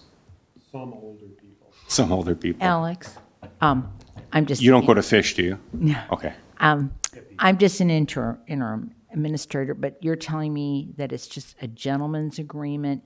It may be something in the future you actually do want an MOU. And I mean, it we could makes look at things doing an cleaner. MOU. If you could provide it so that the new administrator, there's a part in the computer that has a copy of all the contracts and agreements so that when one's doing budgeting or anything, we kind of know that. The other thing I was going to suggest, just because I have to leave at 9, but is that why don't, I know I made that commitment to you before, but maybe Monday, instead of spending all this time with the board, you and I sit down so I can do the queuing to say, okay, what do you need here? What is this number? So that by Thursday of next week, we aren't trying to figure out all this stuff on the floor like this. It kind of makes things difficult. If we, what is your schedule like next week? Do you know? We can look at, Because I don't want to really make a commitment for election day because. no, and I think Monday would work probably in the morning. Okay, why don't we try 9 o'clock? Sure. And I know that you're going to be coming to get some chairs and stuff anyway, so we got some stuff to help you with there, but yeah, we can work that out. So why don't you plan on being here at 9? Do you want to come to the firehouse? Or do you Sure, want to come? that's fine. I can come to the firehouse. Okay. with my computer. That way, we're not spending a lot of time just trying to figure all this out for you. Does that help? Yeah, I wanted to get that board to ask questions before. Yeah. Yeah, I was headed there. Yeah, I just was thinking of it. Yeah. Right, We were okay. headed there, I just wanted, since you were here, to get these questions, like I said, that we need to now, get this better roughed in before we Right. really sharpen our pencils, to me anyway, to see where we're at. And I already mentioned that the Big Bend contract is out, so that's 0. As far as I know, Well, there's other issues over at Big Bend now too, unfortunately. yes. Okay. And I, Got it down. I guess the other question would be, we're probably going to look at doing a end of the year review of our billing fees again, and maybe tweak those just a little bit. Sure, the ambulance run fees, we have to. I think that's good Yeah. practice. Yeah, I think You we, can get started on that in Yeah. the meantime. And we can get better numbers, like how much has come in from East Troy, if anything. I don't know, but that's easy enough to look in the accounting system for.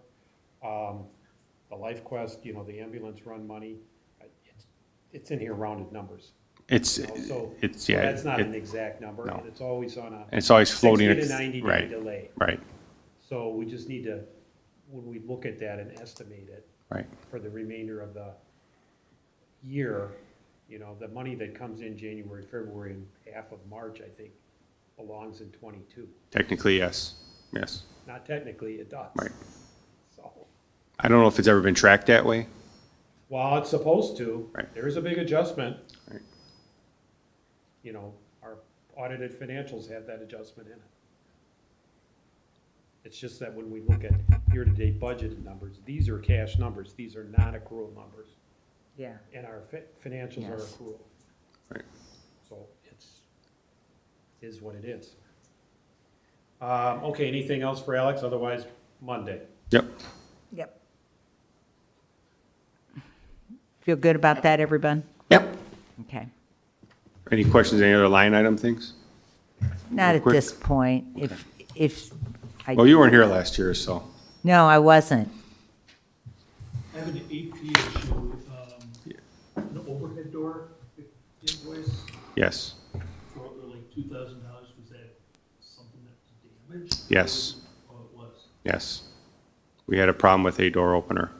Came down on a vehicle. No one got hurt, but it was something that, I don't know how it happened. We're in the process right now of looking at it and trying to figure out what exactly happened. Is it an insurance? You know- Insurance claim or possible? That's a good question. I'll ask, we can talk about that on Monday or tomorrow. You can call me. I guess I didn't even think of that because it was a couple $1,000s. I don't know if that becomes, I know that homeowner's insurance, you file a claim, they're looking to jam you. So it might just be more cost effective just to, I don't want to say eat it, but the nice thing was Dave Forgin, who's our door company, had it replaced within a day. Were there any vehicles damaged? No, there was no damage to the vehicles, just to the door. Yes. So,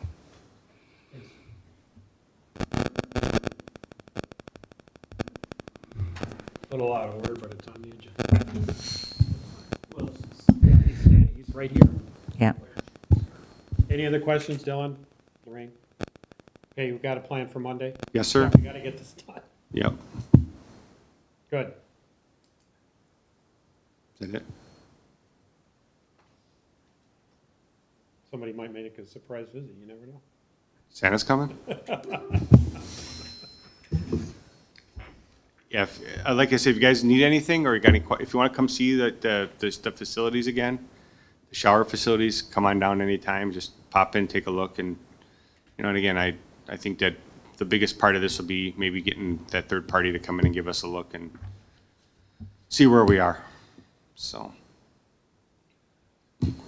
Okay, ready? Thank Yep. you. Keep going, thank you for coming down. Thanks. Yep. Sorry about that, I didn't realize we were, And, Texas, what's wrong with this? Texas A&M? These guys are winners. Thank you. Thank you. I think going through the planning, building, police, that's pretty self-explanatory unless you have some questions. I wanted to get into public works. Yeah, John's here, let's do it. Yeah, that's what I thought. I did the 2% across the board. I didn't really feel there was anything that was out of the ordinary for public works. Until we get to operating, not out of the ordinary there really, but these are where John gave me some numbers. 298 is road repair of 20,000 that John would like. 210 was the overlay and seal coat of 725. That is what Carl asked me to budget. Then right-of-way improvements, 10,000. Snow removal, 1,800 ton, 5,000. Then snow removal, 90. Yeah. Small vehicle repair, or fuel, is 38,000. I don't know I think John put that in. That's considering what fuel costs are, I would say that's probably right. Garage supplies, equipment repair, 18. I'm trying to think, was anything else here? Weed commissioner, I think it was all pretty self-explanatory. You guys have any questions right there? John, we usually get your list for the roads, right? I've got it, Andy just sent it over to me. Okay, Yeah, so I'll bring that in. whenever Great. you want to go over it. Monday? Sure. Oh, yeah. Yeah, I want you Yeah. to do that. The one thing I did, I just recently got back from, our bucket truck. The guy told me, we discussed about maybe having to replace that after a certain amount of time. He said, basically, we could run that truck probably for another 7 or 8 years. If we stick probably about 8,000 into it next year, we build a couple things in the boom, some sticks and some, tracks in there. And that's kind of a mandatory rebuild every so many years, they have to do that. So with that in mind, I just found that out, that was an $8,000 price tag that I did not incorporate in this fund. So- It was the numbers that I had given her. So I guess with the equipment repair, Add another 8. yeah, because it's actually a mandatory thing to keep that bucket truck going. To replace that bucket truck is $320,000, or $360, so we have safe side. So if we can keep ours going, we like the one that we have, honestly. If we can keep it going for $3,000, for another, this is usually up to 20, 30, 33 probably, so I think I'd prefer to do that. Okay, add that. So with that, That'd be now 41,000. yes, because like I said, he just got back to me finally with those prices, and Okay. that was after I gave. Sure. So what's with this lawnmower? For the lawnmower around the cemetery, we have, Cemetery gets its own lawnmower? we can't get our big ones up at the cemetery. What's wrong with the old one? It's a Husky, it's a Tractor Supply lawnmower that we've been piecing together for the last 5, 6 years. And every time we go up there, the battery's dead, it doesn't run, it's just seems better days. But I'd like to get something around the buildings here and something that we can take in the parks, when the parks are a little wet, those big mowers, we can't even mow with half the spring. So this is, I'm looking for a zero turn, a stand-up one, which is, a little cheaper than the sit-down versions, so. That was the theory behind that. We could get something like that just for around the buildings up. These other ones are just, they're a little too big for around the buildings, and that cemetery, we can't get them up there. And you're talking about the 800 capitals, right, Carl? You're right, talking about the Capitol. What's wrong with the tire changer and tire balancer? We don't have one. You've lived without one all this time? You don't have one out there in the shop? We need pumps to do all our tires. And I was told in the past that we didn't need one, so it should save us a lot of money and time. Change thought you talked about that one other time. Yeah, I think I brought it up, yeah, so we got some quotes on it, so, yeah.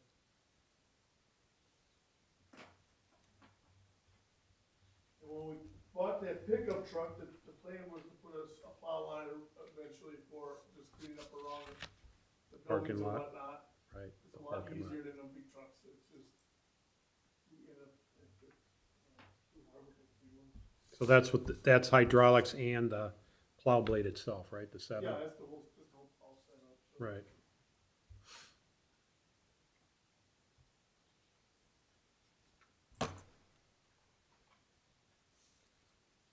Okay, Just real quick, other questions? Could I go back to line 303, that fuel for equipment? It looks like we've spent 36,000 in the first 8 months here. We had budgeted 35 for the year. We only have 38 for next year. Well, Something doesn't make any sense. it's hard to say what these fuel costs are gonna do, I mean, yeah, I mean, obviously. Plus, aren't we gonna be spending, are there gonna be more fuel bills during the next 4 months? Right. No, I'm glad you brought that up. I had originally done it where it would be around 54,000. Okay, if you took that 8 month and averaged that out over 12 months. But then when John gave me that figure, I said, okay, because that's what I would wonder too. It just looks like we're gonna be way over budget this year, and we should account for that going forward next year. Yeah, well, I mean, last time I tried to up that, Tom was all over me and he wanted to knock off $5,000 for my fuel costs, so Tom? Tom said. Oh, okay. So maybe for 2023, I'll change the, oh, I'm sorry. Okay, we've got bills for road oil and payables this time around. I don't know why that keeps, yeah. So we know the last 4 months of 2022, there's gonna be more spent on fuel. Obviously, we can't control we see the bills. Right. I know it, we pay wholesale cost on to fill our tanks out there.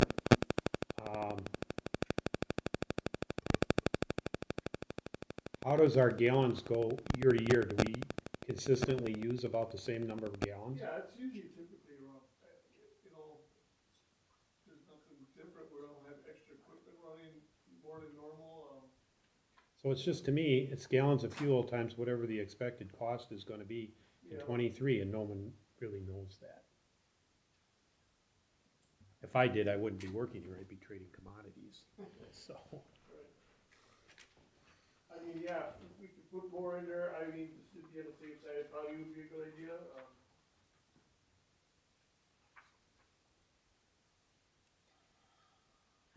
Yeah, we could back into a weighted average number for unleaded and diesel cost per gallon from the budget and look ahead based on today's, I mean, diesel's over $5 a gallon, that's retail. For something. For something and the wholesale of diesel is, well, there's some, we can look at the last road oil bill. So that's, to me, that's more of a mathematical thing and a predictive thing based on current pricing. So that's probably too low is what I'm getting to. Yeah. The 38 is probably too low.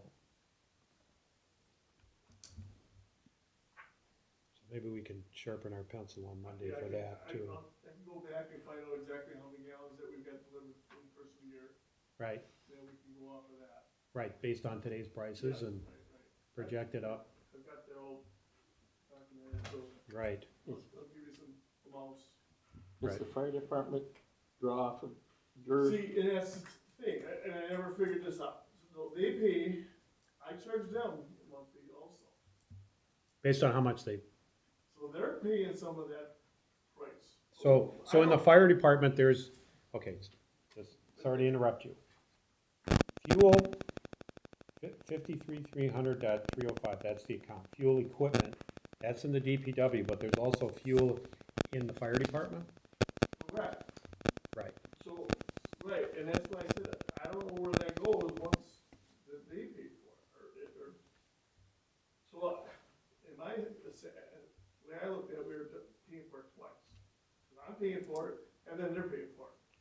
what I fuel. was thinking. I tried to bring that up to Tom, and he said, no, that's the way But it you should should be. be showing that revenue on your side of, from what the What? fire department is paying, Wait a minute, wait a That's- minute. if we consider Right. that And I is, don't know, that would be the only way to cancel it out. Correct. So in that sense, now you look at what they've been paying, you have to find out, you deduct that off of what we're at right now, and I would still be under budget. Technically. I believe it's on line number 229. Correct, that's where I just marked Fuel, it. 6,000 gallons. For fire department? Yeah, I think that's, somewhere, The 6,000 gallons. yeah, Which today they Okay, it's $4 a gallon. so when I, oh yeah, well, that's 24. I can do that math quick. If the 6,000 is accurate. I don't know where that number came from. Is that what they use per year? I don't know, honestly, I mean, they. It's in an account title. That's why I'm just questioning it. I don't know what it means. Right. These are just somebody's names for accounts in an accounting system. And you could, you know, just, you know, looking at things and it's whatever. Okay, they've got 10 in their 22 budget for fuel, and you've got 35. To me, as a taxpayer, board member, that's 45 is in our budget for fuel. And it's divided between two departments. It should be based on gallons, you know, use. Right, that's what I'm saying. So I don't know how we're double paying or whatever. That's why I said, I didn't, okay, So the question is, when we look at the actual first month, how is it being run through the accounting system? Is it all hitting yours and then at the end of the year there's adjustment or what? I don't that's what know. I would like to know too, because Okay. I've never seen any of that money go back into this account. And it's all coming, I paid that bill out of my account. Then where do they pay? What are they paying? That was my question. Yeah, so you're asking for the, how are the, and this is all road oil, right? That's. Yes, We yes. all buy it through road oil. Correct. All of our stuff, right? Yes. How is that being accounted for? That's the question. Right. To articulate it. So you know, we should be able to see how many gallons we've actually purchased. Correct. They send me a That's why I monthly, talked to them about sheet. gallons, the fire department. not dollars. Yeah. Gallons. Gallons. I've highlighted both of those things so that I can pull out maybe the AP bills from last year, you know, whatever they are, or what we've done this year. Right. Here's a total amount of gallons, right? Then talk to John, how much, John, have you used of this? 500 gallons, whatever it is, and then go from there. Because I don't think, I agree with Carl, are they always just using 6,000 gallons? I doubt that. I mean, No, that's a guesstimate. yeah, I mean, yeah, I don't know what that means. But at any rate, just kind of be a little bit more specific and data-driven towards it, maybe. So, Right. It's a variable cost and it's a problem with the price of diesel, price of unleaded. So they're filling up the fire trucks here before they go out on all these mutual aid? After, No, after. when you come back, you tank it up, so that it's ready to rack Okay. Right, on the next call. right. I see them all the time. Right, I see them in Same here. thing. You see, well, you see them more than I do. Yep. And they come in here and they top off. But that's standard operating procedure. You want a full tank, you want your fire engines and ambulance full tanked up, topped off before an emergency. Karen just wrote me, and she said, let me write it, is that, she just texted me.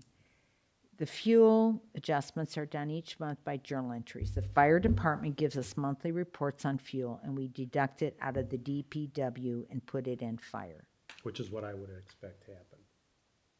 I mean, it starts off hitting Okay, your budget 100%, and then it's backed off by journal entry. by okay. accounting. But the accounting ledger should show that. I mean, So, that's what print the ledger.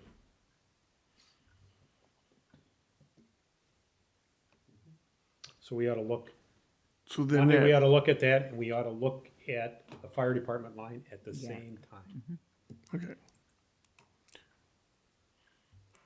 Okay, that's Monday. Yep, I got that. Okay. Is there questions for John while he's here? John, do you have otherwise a DPW report? I do. So you're gonna get on, because you've got some estimates for the roads, and you're gonna tell us which roads are gonna be up, and, Yes. and we can talk more on Monday about that too. Because you Sure. need to digest that from Andy. Andy just gave that, I haven't seen it yet, so. Yeah, I gave him the list of what I would, my wish list basically of roads. He gave me some budget quotes, numbers for that. So. And I just gave you a 725 number as a placeholder. Yeah, and that's what I Yeah, John. told him. I said, So I, if that's 675 or 7, that's, we need to yeah, back up first. right. I've got to go. I'm sorry. I have to grab some people at 9. Oh, it is not. Yes, So you're leaving the meeting now. yes. Okay, so we gotta make, well, we're not gonna have any, well, we have motions for payables. Yeah. Otherwise, we can continue on here as best we can. Do you have a report? My report's just on budgeting. John. Oh, I'm sorry. Your just report is on. I do, if you want to do it briefly or quickly, it's fine. I got the excavator we did sell for the $7,000 was the reserve price that we had agreed upon. So that's gone. We had a chipping, all that went well for our brush. We only had 3 hours for the grinder from Waukesha. So that was $1,000, $1,050 total for that. There is plenty of mulch left out there. We didn't have a lot of orders. We could use volunteers for next year. We were kind of had a couple days where we didn't have coverage for volunteers. So crack filling, we got quite a bit of crack filling in. We're basically right now getting these trucks ready to go for winter. Hopefully we won't need them for a while, but roadside mowing, all the farmland fields that are taking the crops off, we can finally get back in backside of those ditches and try and keep those clean. So we're, kind of catching up on that. And the Myers intersection project, the developer's having a hard time with New Berlin grading, getting them back there. So now he's talking about maybe hiring somebody else and possibly maybe pushing that off till spring. But we've been pushing them hard to let's keep on it and try and get it done. So I got an email today from the developer basically stating that. That's the culvert thing, right? Correct. And the second lift of the road, The road's done. It needs to be shouldered yet. I sent them email. they went ahead with it. They And you did. okay with it? Yes, yeah. But I want it shouldered because if they're working off of that, driving off the edge of that road, they're going to be breaking it. So supposedly next week they're going to be shouldering that. I told them, I said, we need it done ASAP. So, and then I did get a phone call from International. Our truck was finally built last week. So it's getting shipped to Janesville, and then it's gonna go up to Monroe for the body. So honestly, I don't foresee putting that truck in use before the end of this year. But at least we got a chassis on its way. And I asked them, so is this a 22 model now, or is it a 2023 model? He said, that's a good question. I'll have to look at it and find out, so. Because it's so far out in the year, Oh, it might have went to a different model. It Right. might have. Right. He says, well, as long as our agreement doesn't change price-wise, I'm okay with that, so. Right. But, like Alex said, it is near impossible. And trucks right now they're coming up with new fuel restrictions or emissions restrictions in 2027. So they're gonna be, everybody's scrambling to get the versions now, the engines that are out there, and it's gonna be really hard to get in vehicles in the next couple of years here. So, Make them last. exactly, that's what the plan is, yes. Other questions for John? Susan's leaving. What else do we need to do on the budget. Susan, you're in Monday afternoon, I'll see you on Monday. And all day Tuesday as well. Mr. President, can I just ask you about that Whistler thing? We need to, Oh, yeah, I would yeah. like to get that signed so we can get that mailed in. But Right. if you want to go over it, we could do it on Monday too. Monday too, yep. Okay. Got it. Okay. I was looking I at just it. want to remind you, that's all. I got bogged down with this stuff. I understand. I just don't want to push it off and then we don't get it mailed in time, so.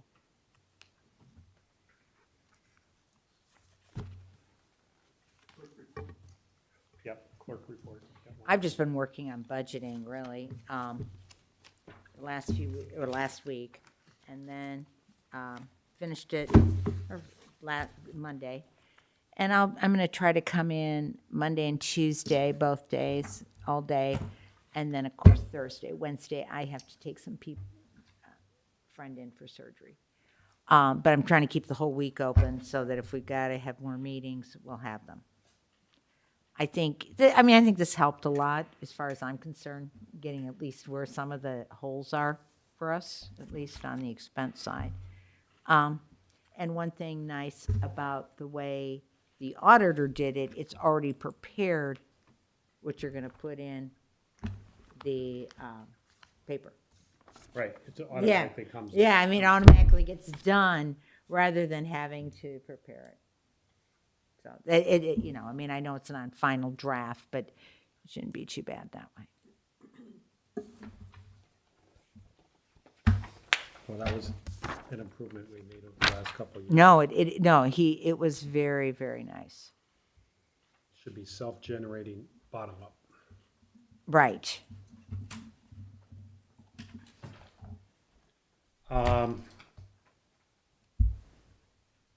Okay, on the budget then, no motion is necessary. We've got department staff working on it Monday. We've got a meeting Thursday, this coming Thursday, and the following Monday. Scheduled. Yep. Anything, otherwise we'll go to anything more on the budget, otherwise we'll go to correspondence. So I'll do it quickly here, Village Board. I did talk to Karen Shu, our elections clerk. In-person absentee voting at Village Hall ends this Saturday. Friday's hours, which is tomorrow. Friday's hours, which is tomorrow, is 8 o'clock to 5 p.m., 8 o'clock in the morning, 5 p.m. here, Village Hall. Saturday, 8 until noon. There's no in-person absentee voting on Monday, November 7, 2022. That's state law. Election day, in-person election day is Tuesday the 8th, Big Bend Elementary School. Return all your absentee ballots in person. Do not mail them. It's too late to mail. In person, everybody has to deliver their own. There's special rules for disability people, but able-bodied people, you can't bring in your spouses. They both have to come. Drop them off here. And they're due, personally, I would get them in Monday, November 7th, but if you have to bring them on November 8th, I think you bring them here, although I do think they'll take them at Big Bend Elementary. That kind of defeats the purpose of your absentee ballot. So far, 753 mailed absentee ballots, 773 in-person early absentee ballots. So that's over 30% turnout, if all the mailed come back in. You'd think most of them do. So that's the election report again, November 8th, all wards, Big Bend Elementary School. And John, you'll have the little turnaround, I'm sure, out here. That was used quite a bit.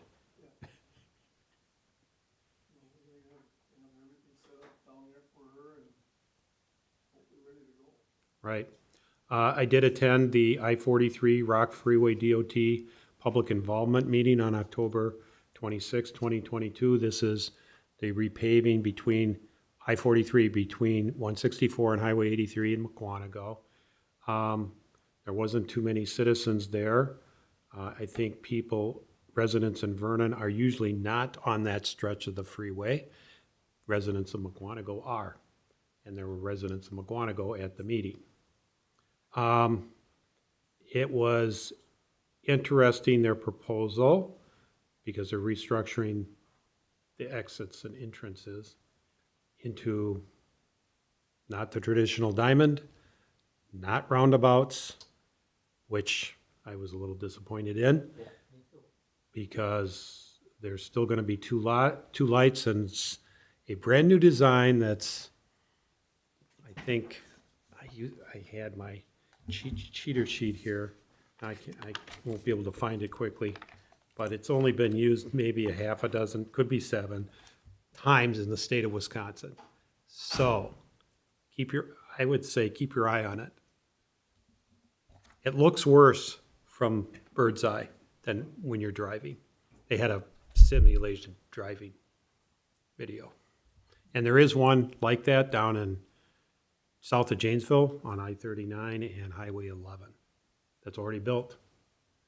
So if you're in that area, want to test it out, that's what's being proposed for 164th. The people, our residents in Vernon, that's their interchange. That's how they get to New Berlin and Hales Corners and Milwaukee. 164. They're not getting on at Highway 83. The people in McWanago don't get on at Highway 83. They all get on 164. So people who go through there should keep an eye out for it. But that's not going to start until 2026. Otherwise, on my report, just the openings that are printed on the agenda, and in the interest of time, will go right to the trustees. Jim? The only thing I have is that I will be emailing to all the board members. And if I can get Brad's email. Yep. I'd like to copy him. The newest, latest version of the employee manual that we need to go through and approve. That's the big thing. The other half of that is I took 2 sections out of it and made them separate policies. So I maybe did those chapters as well.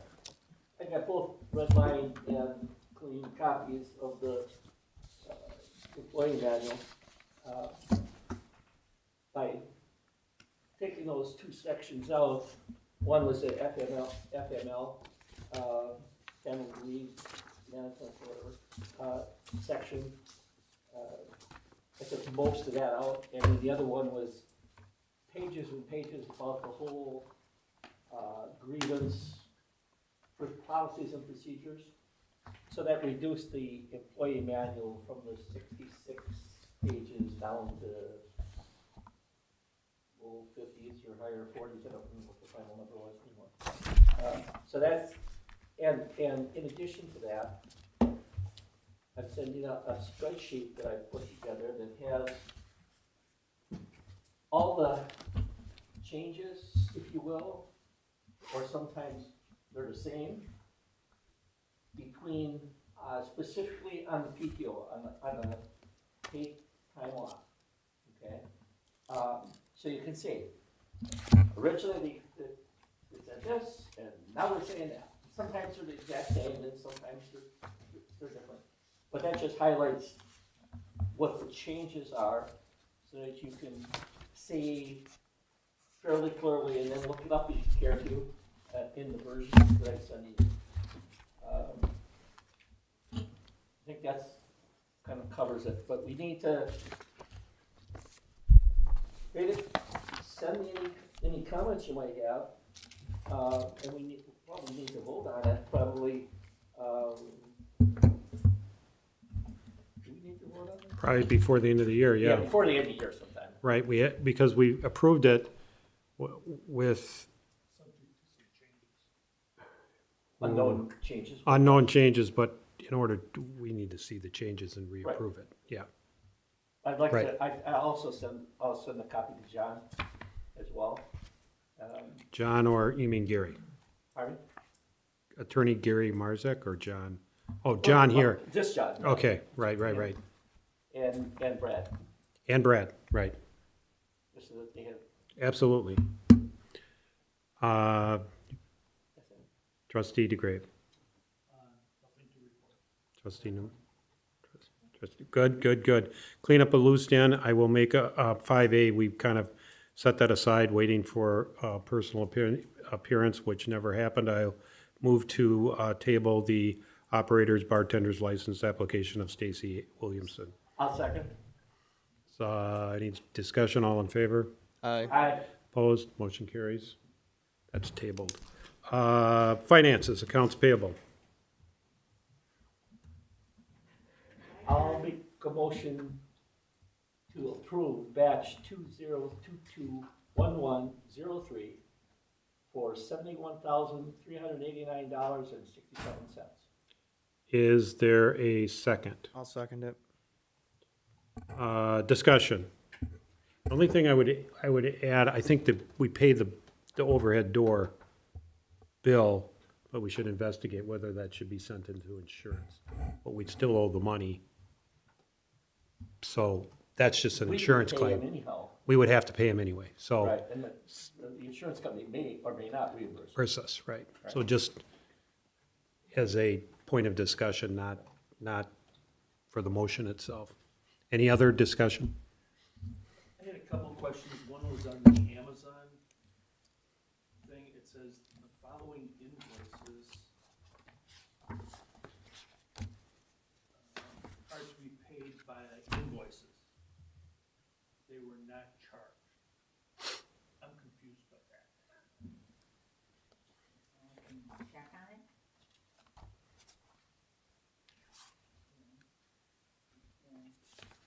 They were put on a charge card. The Amazon bills, but I thought we were paying Amazon directly, so. Or something. I'm just confused by that part of it. Most of the time with, Time with Amazon, you put on a charge card. It's gotta go on somebody's. And the only one I've known that has been using, I mean, I think they put it, Karen puts it on her charge card. I believe, I don't want to be accurate, say I'm accurate on that, but I believe that's what happens, and then you I know the reimburse. majority of the time you're correct. And then, you reimburse her. But we're not reimbursing her. We're actually paying Amazon. I don't know who we're. Amazon Capital Services, Inc., Seattle, Washington. So, On here. Amazon. But I would agree that usually it's on a Vernon charge card. And we're paying a charge card company. Right.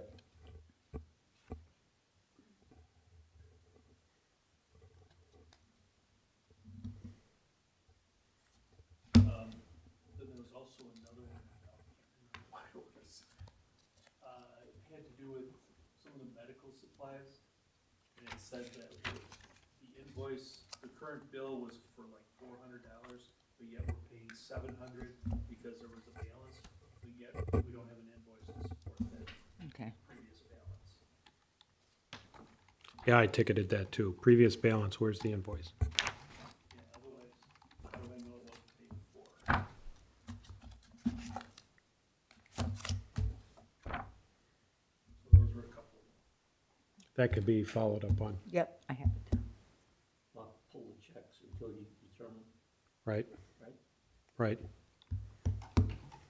I could just not sign them and then, Yeah, I did sign. okay. Well, I'm sure we owe that money, it's just somebody making sure that Right. previous balance made sense. Right. Any other questions, discussions? All in favor? Aye. Opposed? Aye. Motion carries 4-1. Manual checks, there's no manual checks. Announcements the next board meetings, November 9, that's next week, Wednesday, Plan Commission, 7 o'clock, November 10th, but we talked about this, budget workshop, and then with the idea that it's going to get approved at some point, either November 10th or Monday, The 14th. November 14th, 7 PM, is that what we said it there? Also, not listed on the agenda, but possible meeting for the budget. And November 17th is our regular village board meeting.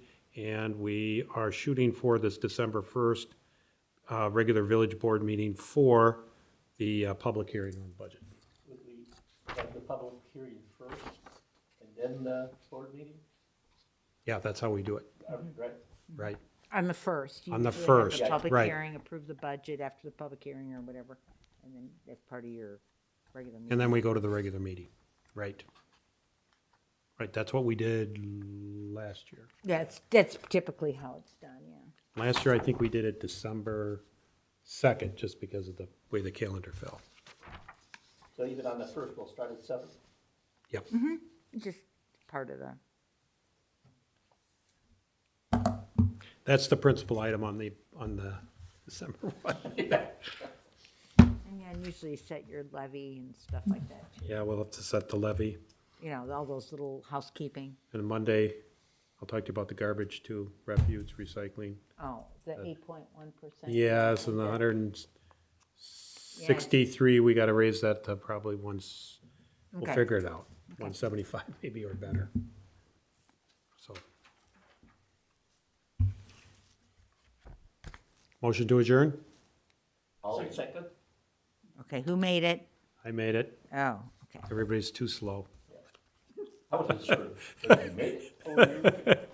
And seconded by Dan. Dan. All in flavor? Okay. We're adjourned, thank you.